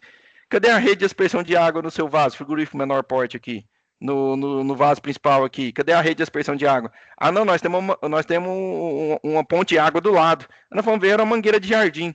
Como que numa situação de incêndio eu vou usar uma mangueira de jardim para não deixar, para resfriar meu vaso de pressão? Então, assim, chegou a falar assim, não, nós temos um ponto de água do lado. A gente fica assim, sem acreditar mais uma vez. Aqui um vaso de pressão, um reservatório de amônia dentro da sala de máquinas, sem a contenção, e do lado direito, o registro que, em verde aqui, o registro que faz a liberação da água manual, ok, conforme a norma pede, da água que vai fazer a aspersão sobre o vaso. Estava aqui um pouco acima. Aqui lá no fundo você viu um verde aqui, mas tem... Então, assim, registro manual. Só tem um detalhe. Esse registro está aqui uns 5 metros do vaso. Como que eu vou ligar um registro manual se eu tiver incêndio numa sala de máquinas? Do lado do vaso. Eu vou entrar lá dentro e vou, numa situação de incêndio, abrir um registro. Isso aqui tem que ser lá fora, numa área, sem ser área de risco. Então, assim, outro exemplo. Aqui grande, ó. Um frigorífico gigante aqui, com vaso de pressão em amarelo aqui. E não, a nossa rede é manual de aspersão de água. Mas é do lado do vaso. Numa situação de incêndio, você acha que você vai chegar nessa distância do vaso de pressão seu? Não vai chegar. Então, assim, isso aqui tem que ser distante, em zona segura. Outro caso aqui, onde era o registro? Na seta do mouse. E aqui tem uma bacia de contenção.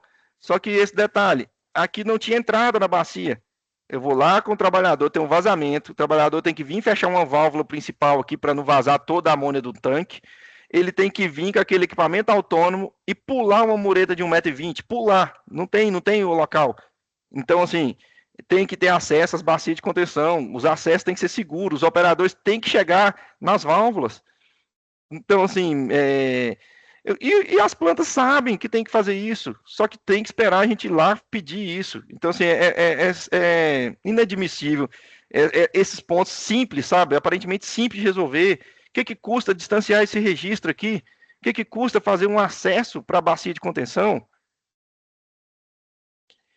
Pontos críticos aqui em campo, a gente pega muito, aqui nós estamos falando de amônia dentro, de evaporadores, olha, sem condições, operadores, motores aqui, todo oxidado, tubulação toda oxidada à direita. Isso aqui, uma hora vai romper, vai vazar amônia. Então, isso aqui, quando a gente pega em campo, eu já peço um relatório de profissional habilitado, porque a gente não tem essa questão de interdição, mas quando a gente abre uma ação, esse item aqui eu peço interdição. Como é que eu deixo rodar um evaporador desse aqui, que no visual a gente vê que está todo oxidado? Está passando amônia aqui dentro. Sabe-se lá que hora que vai romper isso aqui? Então, assim, sem manutenção nenhuma. Até o motor está desse jeito aqui, não tem manutenção nenhuma, ninguém está olhando para aquilo. E quando a gente fala em ventilação de sala de máquinas, lá na NBR que eu citei, 16069, ela pede que tem que ter um cálculo da vazão que você está tirando de ar da sala de máquinas. Então, assim, não adianta eu instalar um mecanismo simples, não. Eu tenho que fazer um memorial de cálculo, eu tenho RT, fazer um laudo, apresentar que aquilo está atendendo a norma, está atendendo a vazão da norma. Essa ventilação, ela tem que ter uma alimentação independente da sala de máquina. Se der um pepino, eu tiver que desligar a minha sala de máquina, eu não posso desligar a minha exaustão. Minha exaustão tem que estar ligada lá no gerador, se tiver gerador na planta. Então, assim, o local de descarte dessa exaustão também tem que ser estudado. Vou mostrar um exemplo a seguir aí, que descartava o exaustor, jogava em cima dos trabalhadores na rota de fuga. Então, assim, lá no fundo aqui, ó, eu tenho um lavador de gás, onde vai os escapes das amônias das alívios de pressão, vem para lavador de gás. Fez isso aqui também depois da primeira inspeção nossa lá. Então, aqui, ó, as empresas chegam e falam, não, eu tenho exaustão na sala de máquina, tá aqui, ó, tem 2 exaustor, tá vendo a foto à esquerda aqui? Tem 2 exaustor de teto. Aí tem outros que, não, aqui, ó, tem um ventilador móvel que atende a planta inteira. Se tiver vazamento lá dentro, ele vai lá para ajudar a descontaminar. Se tiver lá na sala de máquinas, leva para lá. Aí um ventilador atendia a planta inteira. Um ventilador. Isso aqui chega a ser brincadeira. Mas, assim, até esses da esquerda, eles são bacanas? São bacanas. Mas atende a norma? Não atende. Tem projeto? Não tinha. Tem um memorial de cálculo falando da vazão? Não tinha. Então, assim, a gente precisa que faça o necessário. Por quê? Vou dar um exemplo aqui. Esses ventiladores de uma empresa gigante, uma sala de máquinas grande, eles são insufladores de ar.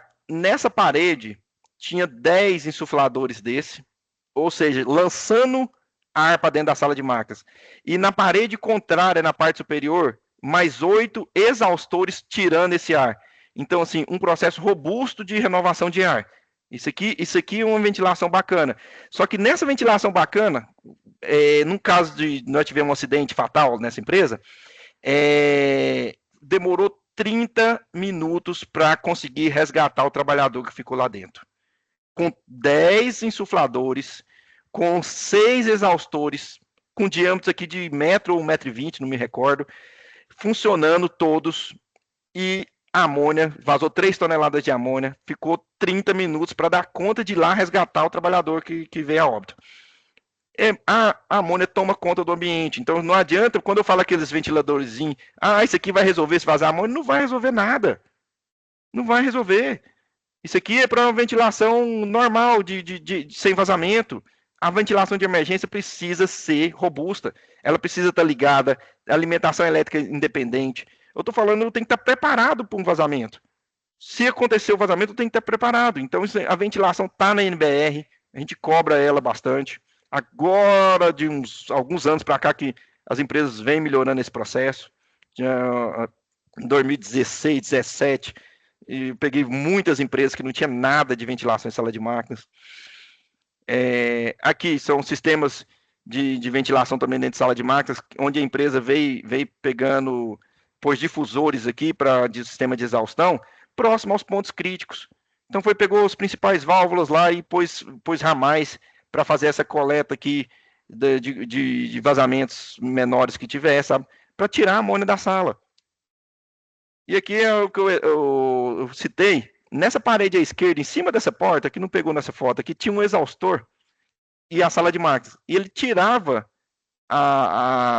o ar da sala de máquinas e lançava. Só que ele lançava, aqui é o registro de ponto do setor produtivo. Tinha 400 pessoas aqui dentro do setor e a amônia era lançada aqui no registro de ponto. Assim, você fica assim sem entender o que eles pensam quando fazem isso. Aqui uma sala de máquina nova, era a segunda sala de máquina desse frigorífico grande, sei lá, do Paraná. Tive lá e sentei com o gestor. Tinha acabado de inaugurar a sala de máquina, acabado. A sala do operador está à minha direita. Aqui é uma janela que o operador vê toda a sala de máquinas. E eles fizeram a única escada de acesso à sala de operação, a rota de fuga é para dentro da sala de máquinas. Não falei que a sala de máquinas lá, às vezes demorou 30 minutos para resgatar o trabalhador ali dentro. Como que eu tenho rota de fuga para dentro de sala de máquinas? Eu posso ter essa escada? Posso. Mas se eu tiver outra em outra saída externa, tudo bem. Mas se eu tiver ela como única alternativa, não. Então, assim, o gestor ficou sem acreditar. O próprio proprietário lá, né? Nem gestor da empresa virou e falou, não acredito que foi feito isso. Acabei de construir essa escada. Foi construído do lado errado. Ou você mantém ela e constrói outra, ou tá errado. Então, assim, outro ponto, foi uma colega do Sereste de Santa Catarina, um processo que eu auxiliei ela ano passado, teve uma interdição lá. são a mesma empresa aqui, com a foto recortada dos dois lados.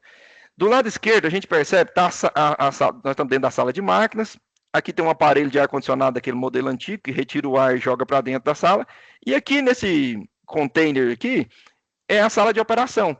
Essa borracha preta aqui é a vedação aqui da sala de operação.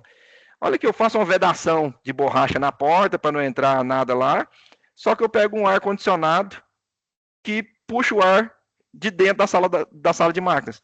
Olha a concentração que tinha 8 ppm de amônia na sala de operação. Isso aqui tinha tido vazamento uns 2 dias antes e ainda tinha amônia dentro da sala de operação, onde ficavam os operadores. Então, assim, e também não tinha rota de fuga. Isso aqui foi interditado, a colega do Sereste, lá de Santa Catarina, lavrou uma interdição nessa sala, até construir uma rota de fuga separada, ou tirar essa sala daqui de dentro. Então, por quê? O vazamento de amônia, a sorte é que o trabalhador, era só um operador que estava no horário, e ele estava externo, ele estava próximo ao local que vazou e conseguiu fugir da sala. Então, mas se ele tivesse dentro dessa salinha dele, pode ser que ele tivesse uma consequência grave, porque não tinha rota de fuga para ele. Só tinha essa porta que dava para dentro da sala. Isso aqui foi interditado na época. Outro ponto. Algumas plantas menores têm os painéis de controle de amônia, simples assim, vem cá e só tem alguns dados básicos, e aí ele fica dentro da sala de amônia, dentro da sala de máquinas. Ele não fica isolado, não tem nenhuma proteção, fica lá dentro. Além de um ruído gigante, o trabalhador trabalha ali, um ruído extremo, dentro da sala de máquinas, são muitos equipamentos ligados, então assim, todas as que a gente conhece aí dá mais que no mínimo 80, mas dá mais de 85, a maioria delas. Então, assim, e aí, além do ruído, ele está no local de risco. Então, por que esse painel não foi feito do lado externo, então, numa sala externa? Então, desnecessário também painéis em área de risco. Nós falamos sala de máquina é área de risco, não tem que ter nada lá dentro, tem que ter oficina lá dentro. Não tem, esse painel, se for lá dentro, tinha que ser uma sala que tem uma rota de fuga independente. Outro ponto, aqui é os cilindros de oxigênio, as máscaras autônomas de intervenção amônia. Eu coloco ela dentro da sala de máquina. Posso colocar? Pode. Mas ela pode ser a única? Não. Porque se vazou a amônia, o principal ponto é a sala de máquinas. Se eles tiverem o único equipamento, esse caso aqui era os únicos equipamentos da planta, estava dentro da sala, como é que eu vou pegar eles, se eu não tenho acesso a eles? Vai vazar toda a amônia do local, vai esvaziar um reservatório inteiro, sem eu dar conta de fazer minha intervenção. Se tiver que fazer uma intervenção mecânica, fechar uma válvula, eu não consigo chegar lá se eu precisar desses equipamentos. Por quê? Estão dentro da sala de máquinas, armazenado em local de risco.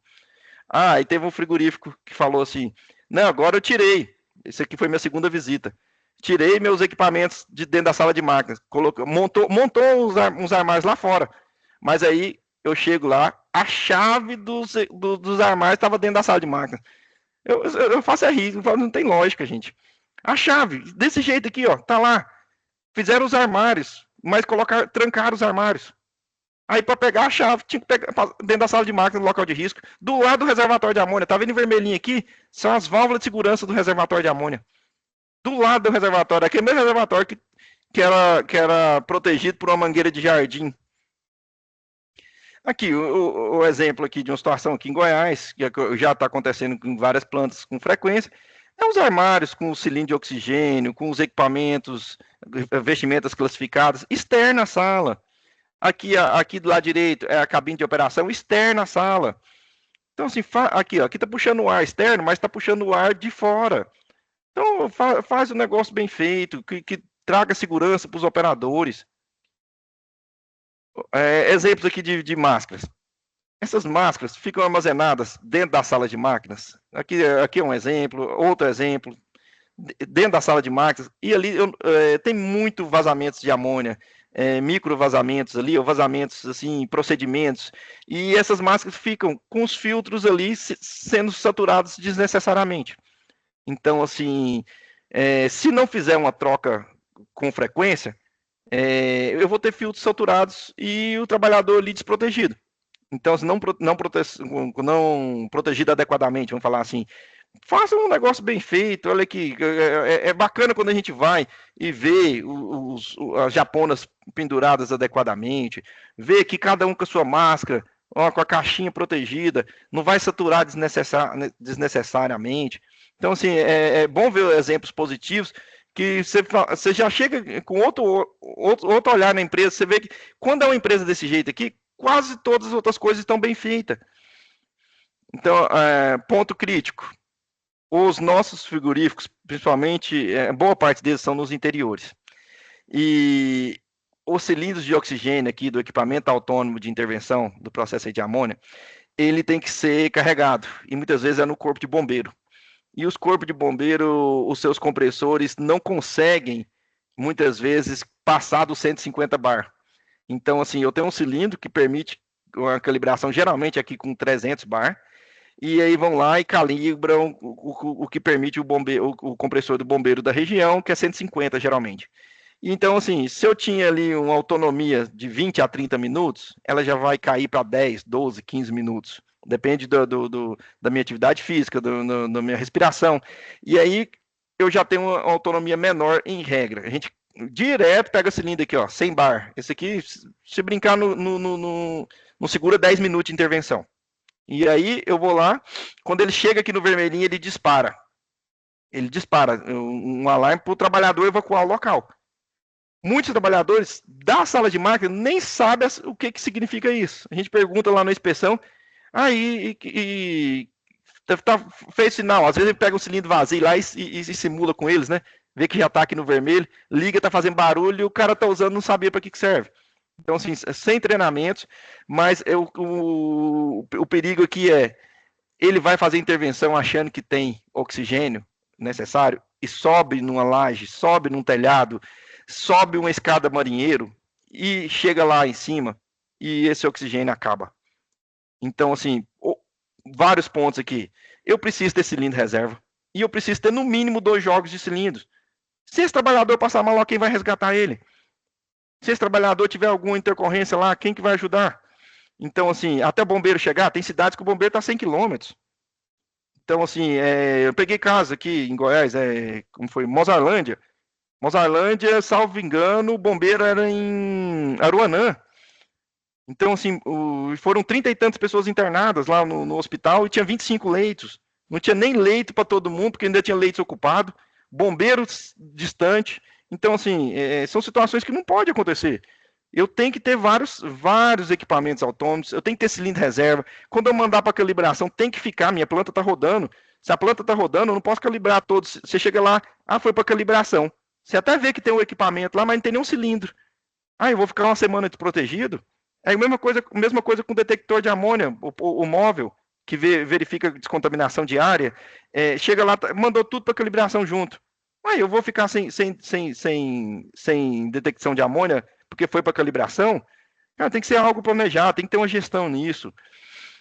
Operação de sala de máquinas. Gente, essas plantas colocam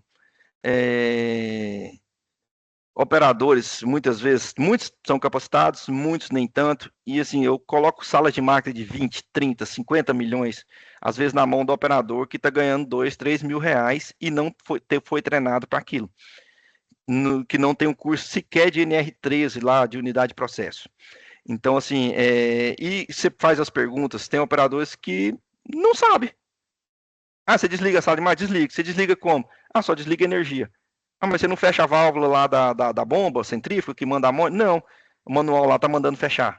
Então, assim, sabe? E situações dessas, nós tivemos um caso de 2 mortes por pontos críticos em operação de bomba.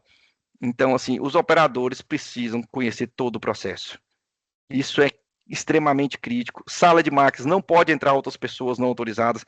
Lá é o ponto crítico. Lá tem que ser isolado. Não tem que entrar ninguém para perguntar nada lá, não. Lá é uma área crítica. O que aconteceu? Já tivemos mortes de terceiros fazendo serviço de telefonia em telhado e vazou amônia. Ele nem sabia o que era amônia. Estava mexendo com o telefone. Mas deixou o cara subir no telhado. Eu não falei, telhado tem muita concentração de amônia, passa as tubulações. Vazou, o trabalhador estava lá. Morreu, nem sabia que tinha trabalhador lá em cima. Era um cara da telefonia. Então, gente, precisa monitorar tudo. Essas áreas críticas, sala de máquinas, telhado, tem que ter acesso restrito. E aqui, voltando só a frisar, vou frisar 1000 vezes, regularização perante o bombeiro. Isso aí toda hora eu vou colocar. Aqui um caso de vazamento. 400 pessoas dentro de um frigorífico, vazou. 400 pessoas na sala de corte. Isso aqui era uma sala de corte de uma planta antiga, bem irregular em vários aspectos, mas só tinha essa porta de emergência. E essa porta de emergência ficava atrás da esteira. Só tinha 10 pessoas nesse corredor estreito aqui da esteira que conseguiam sair por essa porta. Todos os outros tiveram que sair na entrada principal. E fora isso, na hora que eu indo lá depois, 2 dias depois, não me recordo, abri a porta e ainda estava cheio de entulho. Nem depois do vazamento, que teve 19 pessoas hospitalizadas, eles tiveram a coragem de ir lá e limpar esses entulhos que ficam na saída da porta de emergência. As mangueiras aqui de combate a incêndio, todas colocadas ali de qualquer jeito, nem sei se funcionava, não me lembro na época. Outro ponto crítico aqui, eu estou falando de área fria, a área que tem pessoas, que é uma área fechada, aqui está o evaporador. Armazenar produtos empilhados do lado de compressor que tem amônia. Isso aqui, um contato da empilhadeira errado aqui, vai vazar amônia para dentro da planta. Então, assim, é inadmissível ter armazenamento lá de compressor sem proteção física. Faça coisa simples, olha aqui. Vai lá, põe uma proteção. Aqui, se a empilhadeira vai passar, vai erguer, vai ter trânsito de veículo. Eu tenho que ter proteção no meu evaporador. Não é sem condição. E a gente encontra muito isso aqui, ó. Isso aqui é muito. Armazenar do lado dos compressores. Um erro de operação, eu tenho um vazamento de amônia dentro da minha planta. Acontecendo aqui, agora assim, tá vendendo muito esse processo de detecção de amônia, que é uma bomba a vácuo, que solta várias mangueiras de recolhimento de ar, essas azulzinhas aqui, e vai lá para o processo produtivo. E essa bomba puxa esse ar, faz a leitura do sensor eletroquímico, fala qual foi a concentração da amônia, e esse é o controle de detecção de amônia de várias plantas. E aí o que acontece? Primeira pergunta quando eu encontrei esse processo: e se essa bomba estragar? A bomba estragar, eu fico sem detecção de amônia na planta inteira. Agora já estão fazendo um segundo, tá vendo que já tem uma caixinha aqui nova. Essa planta não tinha comprado ainda, mas já estão vendendo agora com a segunda bomba. Eu não posso ficar sem detecção. Eu chego lá e falo, mas peraí, vocês têm uma bomba, beleza, vou puxar o ar. Já tem um monte de ponto questionável nesse processo aqui, que tem tempo de leitura, às vezes passa de 2 minutos. Mas aí eu ficar com o ponto, eu estraguei uma bomba, eu estraguei toda a minha detecção, e eu vou ficar 1 semana, 2 semanas, sei lá quantos dias sem detecção, inadmissível, não tem como. Plantas pequenas, a gente ainda encontra isso aqui. Amônias, em vez de chegar o caminhão para encher o tanque, que às vezes tem que repor semestralmente ou anualmente, chega em cilindros. Isso aqui é raro a gente encontrar, é bem nas menores aí. E esses cilindros, essa planta me chamou a atenção, trouxe esse detalhe aqui, porque esse cilindro, eu vi que não tinha jeito de chegar veículo próximo. Então, assim, eram corredores estreitos, não passava veículo. Falei, como é que você pega um cilindro desse cheio de amônia? Salvo engano, eu posso estar enganado, salvo engano, são 80 quilos que pegava aqui nesse cilindro. Como que você chega com um cilindro desse para armazenar aqui? Aí, os trabalhadores rolando no chão. Não tinha um carrinho de transporte. Então, o cara me pega um cilindro de amônia e sai empurrando, rolando no chão. Pedi para simular com vazio lá. Sem lógica. Outro ponto, crítico, isso aqui. E acontece com muita frequência.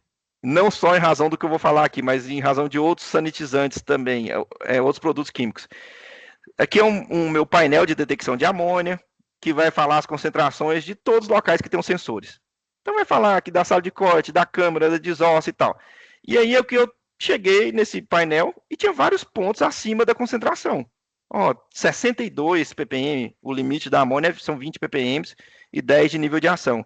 34, 32, aí eu fui ver setores, era tudo escrito forro. Eu falei, mas por que o seu forro tá com sensores tudo disparado? Tá tudo...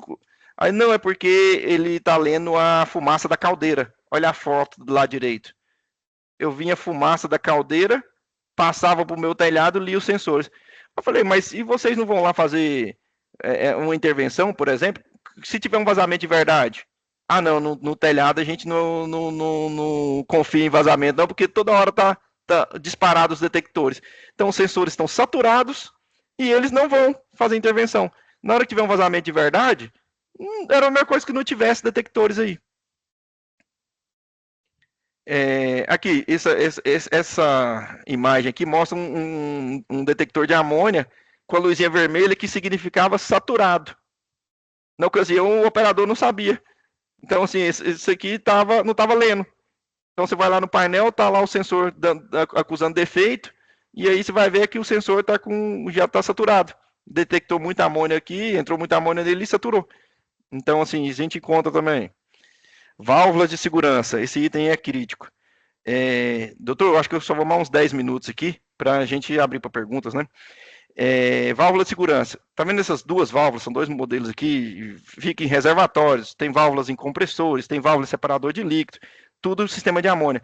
Essas válvulas, elas precisam ter uma tubulação de descarte em local seguro. Então, assim, quando a gente encontra reservatórios com válvulas sem tubulações, isso aqui vai dar ruim em algum momento, porque elas estão lá para abrir mesmo. Ela tem uma mola com pressão regulada, que atingir uma pressão, o termo é uma válvula de alívio, para segurar a segurança. Então ela vai abrir. E se ela abrir, vai vazar. Vai sair amônia aqui. E vai sair numa pressão gigante. E essa pressão é 12 kgf centímetro quadrado, a maioria dos reservatórios. Então vai sair numa pressão forte que vai fazer sua sala de máquina inteira, se for dentro da sala de máquina, ficar tampada de amônia. Então, o que acontece? Eu preciso estar na norma, tá no manual da 36, mas ainda a gente vai além do manual da 36, a NBR 16069, eu tenho que lançar em lugar seguro. E muitas vezes as empresas estão lançando acima do teto, cumprindo o manual da 36, mas fica dependendo de condição de vento. E aí joga para dentro da planta e vai gente hospitalizada do mesmo jeito.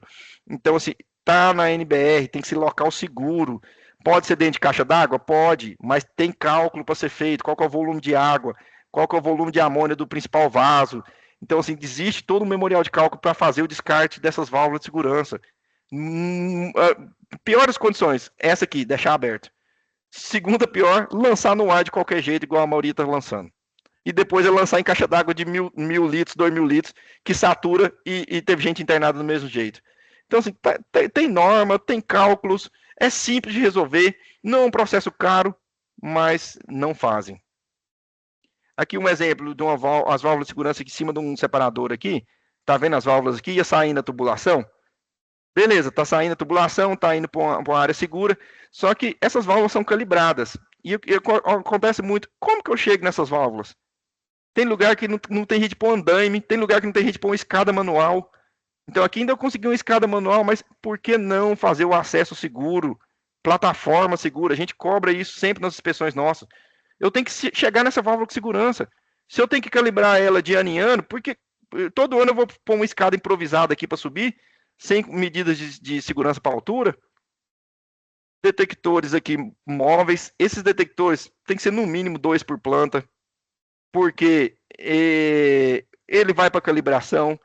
Tem que ter a sala de máquinas, tem que ter um com eles, porque eles que vão intervir, eles que vão tomar a decisão. Não, peraí, a concentração está muito elevada, eu preciso pôr um equipamento autônomo. Não, dá para ir com a máscara facial. Tem que estar tudo nos meus procedimentos, mas eu tenho que ter pelo menos 2. Então, assim, hoje a grande maioria das plantas tem eles. Já pegamos 100, mas hoje a grande maioria tem. Tem que calibrar eles, aí já é um ponto que algumas não fazem. Um exemplo aqui de um vazamento. Vazou amônia num telhado, num anelzinho que ficava aqui, ó. Onde está o mouse? Um anelzinho de borracha. Vazou amônia aqui.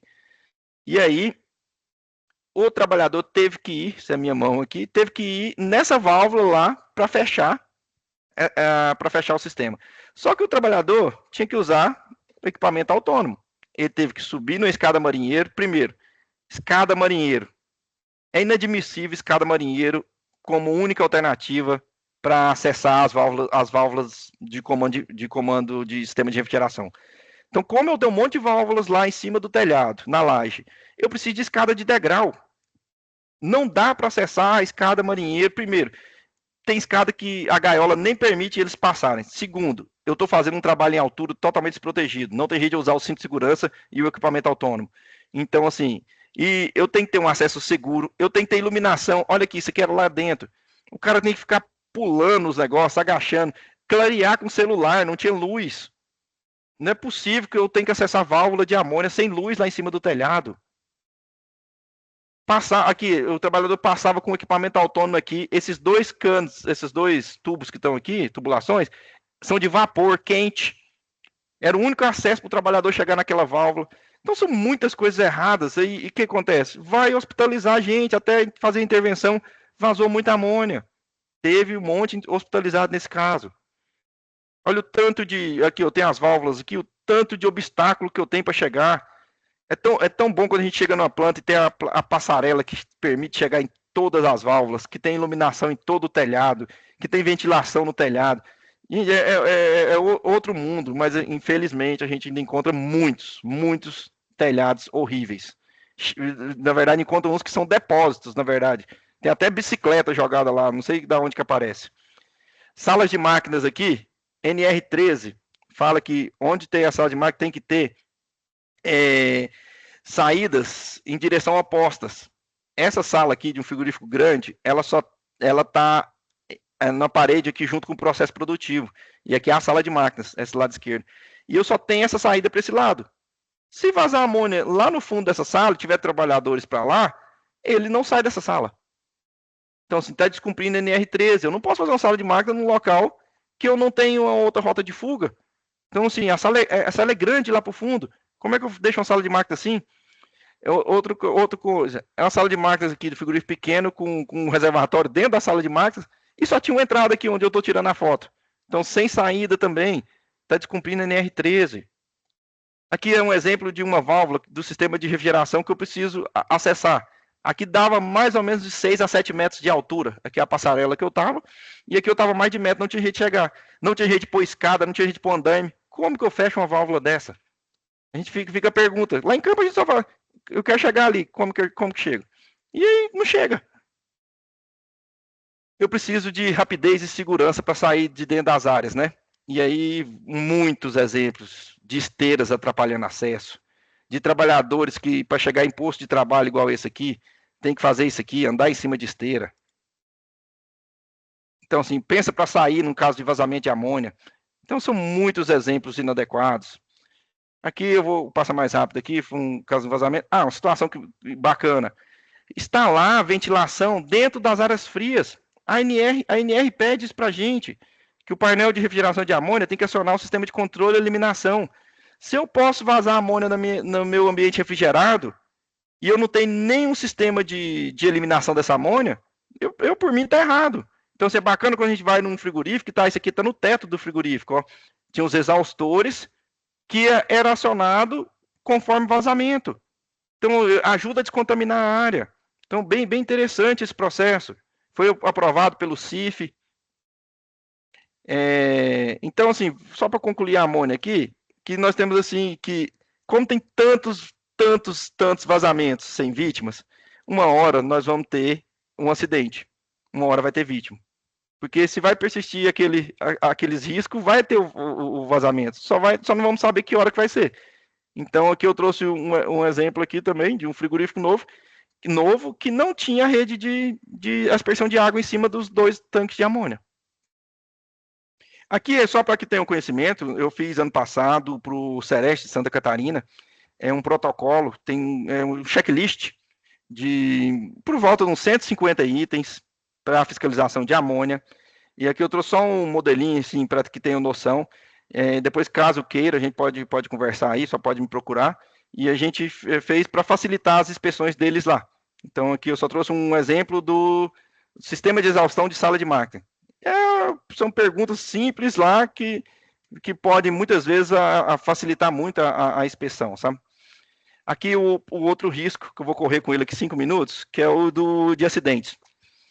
Então, acidentes são diversos. Isso aqui, com a gente dentro da planta, acontece isso. Aqui eu estava dentro da planta, essa foto é minha. O trabalhador foi pegar uma rosca sem fim, desprotegida, e empurrar com o rodo travou.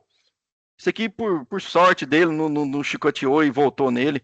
Então, assim, são muitos acidentes de várias formas possíveis.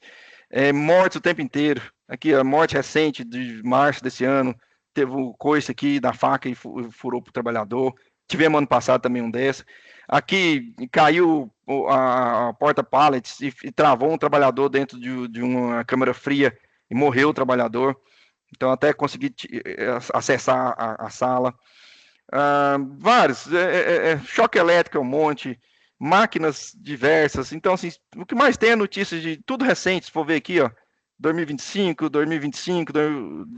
dezembro de 24. Então, são muitos acidentes. Isso aqui aconteceu na frente de mim e da Mirtz. Não sei se você lembra, Mirtz. O trabalhador foi atingido pelo boi na nossa frente. Eu estava filmando outra coisa e peguei para filmar. Então, assim, acontece muito. Eu já vi empilhadeira tombar na minha frente. Então, assim, a gente dentro da planta acontece. Imagine quando a gente não está. Que eles tentam fazer tudo bonitinho quando nós estamos lá. Isso aqui, ó, passivo de interdição com muita frequência. Aqui a linha de cone de frango. Tem que ter grade de proteção aqui. O trabalhador prendeu a perna entre o cone aqui e uma barra metálica aqui.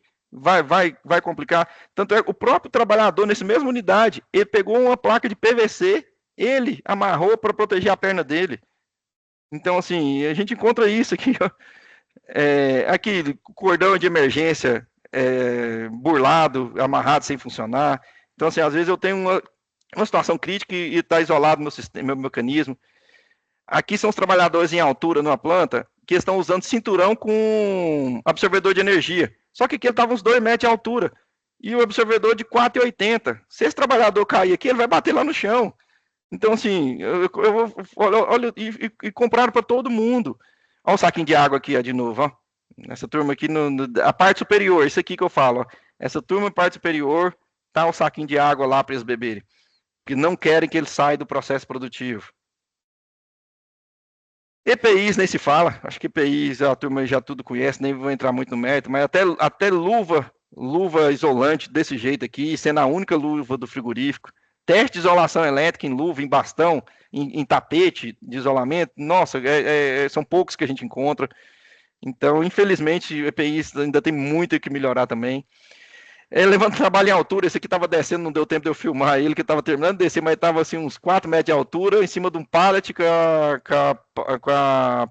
a empilhadeira levantando ele ali para fazer um trabalho lá na parte superior do frigorífico. Então, assim, esses improvisos em altura. Esse ponto aqui, que a gente cobrou muito, eu acho que quase todas as plantas nós fomos regularizou isso. Vou colocar um exemplo aqui, que é quando você vai içar o boi para o processo. Você matou o boi aqui e vai içar ele para o processo. Nós temos deixa eu até pôr para frente aqui, que é esse aqui, ó. Que tem que ter um sensor de fim de curso no guincho. Se o operador continuar operando e não tiver um fim de curso, vai acontecer isso que aconteceu aqui agora. Ó. O boi vai despencar lá de cima. E tem trabalhadores lá embaixo. Então, esse aqui é um vídeo mais antigo, que foi quando começou as forças-tarefas de frigorífico. E aí, ó, chegou sem fim de curso, olha lá, o boi despenca. E eu tô cheio de trabalhador lá embaixo. Então, assim, eu tenho um apiador, eu tenho um lavador. Então, assim, eles entram na área de risco. E aí o boi despencar em cima desses trabalhadores. Nesse caso aqui, foi depois que nós fizemos as melhorias. Mas antes eles ficam tudo embaixo, igual esses outros vídeos aqui, ó. Aqui, o trabalhador é esse aqui, o serviço deles. Ó. E eles ficam embaixo do boi. Um boi desse cair, a chance de morrer é grande. Porque eles estão na área de risco. Vou passar rápido esses aqui. Então, assim, o que nós fizemos? Eles não acionavam a botoeira em área de segurança, nós tivemos que colocar. As botoeiras ficaram altas, a ergonomia não está bacana aqui, mas o risco do boi cair em cima deles nós tiramos, porque é um comando aqui bimanual para, vamos falar, na verdade os dois precisam acionar simultaneamente, né, bimanual não. Os dois acionam, só funciona quando os dois acionam, e os dois estão na área de segurança, porque tem boi que não morre ainda, esse lavador aqui, ele ficava aqui, ó, nesse setor, e o boi, ele vai correr para cima dele. Então, o que acontece? Além dessa parte do boi, se o boi não morrer, está protegendo para o boi não cair em cima. Serras. Nossa, serras é absurdo. O que a gente vê aqui? Serras principalmente dos quartos, costela e quartos. São serras grandes, e um fica segurando para o outro empurrar a serra para o rumo da barriga dele. Olha lá. Ah, beleza. É isso aqui, ó. Só que eles fazem isso aqui 1000 vezes no dia. Então, assim, a chance de dar alguma coisa errada é grande. Outro exemplo aqui, mesma coisa, olha lá. Outra planta. Opa. Oi, tá alguém chamando? Então, aqui, olha aqui, um local adequado para poder serrar. Tem uma proteção aqui, o trabalhador fica mais elevado, ele segura fora da área de corte da serra. Então, o serrador fica nessa plataforma, o operador na outra. Então, assim, não tem risco de corte. Então, existem muitas medidas e fáceis de fazer, só que muitos não fazem. Curral, cobertura contra intempéries. Fica muito bacana o curral, porque o trabalhador fica o tempo inteiro andando para um lado para o outro aqui, no sol, na chuva, somente em período de chuva. Aí, regiões quentes, nosso sol também. E proteção contra intempéries, está na norma, está pedindo na norma. Essas proteções, eu cheguei nesse frigorífico, essas caixas caíam, e aqui transitavam empilhadeiras e pessoas embaixo aqui. Então, elas chegavam aqui e caía, porque estava na esteira, proteções laterais nas bordas. Coisas simples, a gente tem que ir lá para cobrar para fazer. As portas, elas têm que ter sinais sonoros e luminosos, tem que ser de fácil abertura, as portas das câmaras. Então, tem portas que eu não dou conta de abrir. Às vezes, trabalhadores têm que juntar 2, 3 para abrir. Se você ficar trancado na porta, porque junta gelo em várias portas. Então, assim, tem portas com mecanismos antigos de empurrar, portas pesadas, portas grandes. Então, assim, tem que ter um mecanismo fácil, tem que ter dispositivo de sinalização e funcionando. Muitas vezes eles instalam lá e aí fala, estragou, mas está aqui. Não, está aqui, mas está estragado, não serve. Máquinas muitas máquinas móveis, sem dispositivo de intertravamento, isso aí com muita frequência. Muitas câmeras frias trancadas, cadeado. Então, assim, sem dispositivo de comunicação, se uma pessoa ficou lá dentro, ele tem que ter aquele dispositivo sonoro e luminoso, que ele aperta uma botoeira lá e avisa do lado de fora que tem alguém lá. Situações de carregamento de carga passando em cima de trabalhadores, assim, sem condição. Que esse exemplo, esses trabalhadores do setor de graxaria, num lugar muito quente, eles trabalham do lado dos biodigestores, dá para ver aqui o tanto que ele está suado e dando pasada. E eles enchiam isso aqui para ir para o setor que passava por cima da cabeça dele. Então, assim, eles enchiam essas caixas que eram içadas em cima da cabeça deles. Então, assim, inadmissível em situações assim. EPI, voltando aqui, eu tenho trabalhadores aqui. O operador da ensacadeira tem máscara, mas os auxiliares não. Ele trabalha do lado, tá tudo junto. Então, assim, mas tá no programa preventivo da empresa, que o operador tem que ter máscara. Então, esses programas preventivos feitos sem lá. Aqui, máquinas com risco absurdos aqui, encontramos com muita frequência. Isso aqui é um quebrador de cabeça.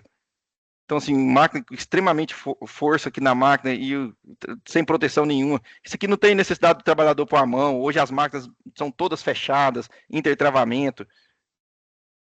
Olha esses abridor de mandíbula do boi. Então, assim, a gente pega isso aqui sem proteção nenhuma. Isso aqui, o cara tinha que pôr a mão para liberar. O dia inteiro pensa pôr na mão em 1000 cabeças de boi fazendo isso. Uma hora vai dar errado. Então, eles fazem máquinas, às vezes, para melhorar o processo, que é tirar... Nós cobramos essa máquina, foi até eu cobrei, tirar o osso da paleta, que faz muito esforço ergonômico, mas eles vão lá, instalam a máquina e deixam tudo aberto, desprotegido, em área de circulação de meio mundo de gente. Então, a máquina é bacana? É bacana. Diminui o esforço físico? Diminui. Porque o trabalhador, ele tirava a paleta desse jeito na mão. Aí vem cá, com a máquina, tira sem fazer força. Olha lá, só pisa aqui o pedal e quebra o osso. Então, assim, o outro só faz o recorte final. Então, a máquina é interessante demais em vários pontos, só que tem que ser com segurança. Aqui, pegamos muito isso aqui. O cortador de chifre, o cortador de alicate das patas, eles operam a máquina e segurando a faca ao mesmo tempo. Então, assim, tem que ser são duas funções diferentes. Aqui, ele está cortando o chifre e na mesma mão, na outra mão dele está a faca. Eu estou fazendo um comando Mi manual e com a faca na mão. Isso aqui tinha que ser outra pessoa fazendo. Estudar as atribuições de função. Isso aqui a gente pega com muita frequência. Máquina e faca ao mesmo tempo. Serra e faca ao mesmo tempo. Alicate de corte e faca ao mesmo tempo. Aqui um outro um outro exemplo, que é a parte de fazer o estresse ali das cargas empilhadas, né? Então é o seguinte, bem bacana a máquina, 1000 vezes melhor, a ergonomia disso aqui é horrível, você passar isso aqui na mão em volume elevado, só que isso aqui tem que ser sem trabalhador na área de risco. O trabalhador está aqui, do lado da parte móvel, sem nada de parada de emergência próximo a ele. Então, assim, ele não tem que ficar aqui nessa zona. Hoje, essas máquinas aqui é tudo fechado. Você colocou ela lá, faz tudo via máquina. Eu tenho que pôr um trabalhador numa postura dessa, numa zona de risco, para ajudar a máquina, sendo que isso aqui, para resolver, é coisa simples. E aqui, parte elétrica, eu acho que não vou entrar muito no mérito, que tem muito o que melhorar. Tem muitas gambiarras, muita empresa sem SPDA, sem prontuar instalações elétricas. Então, isso é bem complicado. E por aqui eu finalizo, bem já em cima da hora, né? Deixa eu voltar aqui para a tela. Ok, doutor. Fernando, muito obrigado. Foi maravilhosa a palestra. Acho que todo mundo aprendeu bastante aqui, aproveitando a sua experiência e expertise na fiscalização de frigoríficos. E a gente vê que realmente os riscos são muitos e são variados, né? Eu perguntaria se alguém tem alguma pergunta para fazer para o Fernando em relação a ficou com alguma dúvida ou tem algum comentário, alguém que queira colocar? Já foi colocada alguma questão no chat, Rosemar? Deixa eu ver. Não, ainda não. Não. Vocês preferem que a gente faça Fernando, então acho que é isso. Muito obrigado, viu? Eu sei que você está atarefado aí, fica à vontade para.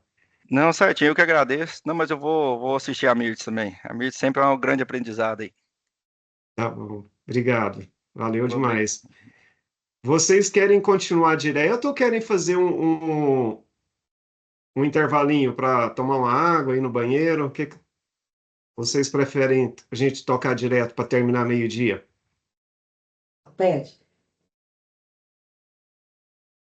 Esse intervalo, doutor Marcelo. Intervalo, 5 minutinhos. quantos minutos? Uns 10 minutinhos. Uns 10 minutos, né? É. Tá bom, então. 10 minutinhos, então, de intervalo, tá, gente? Certinho. Ninguém vai embora, não, hein? Ah, Tá bom, então. 10 minutos a gente volta.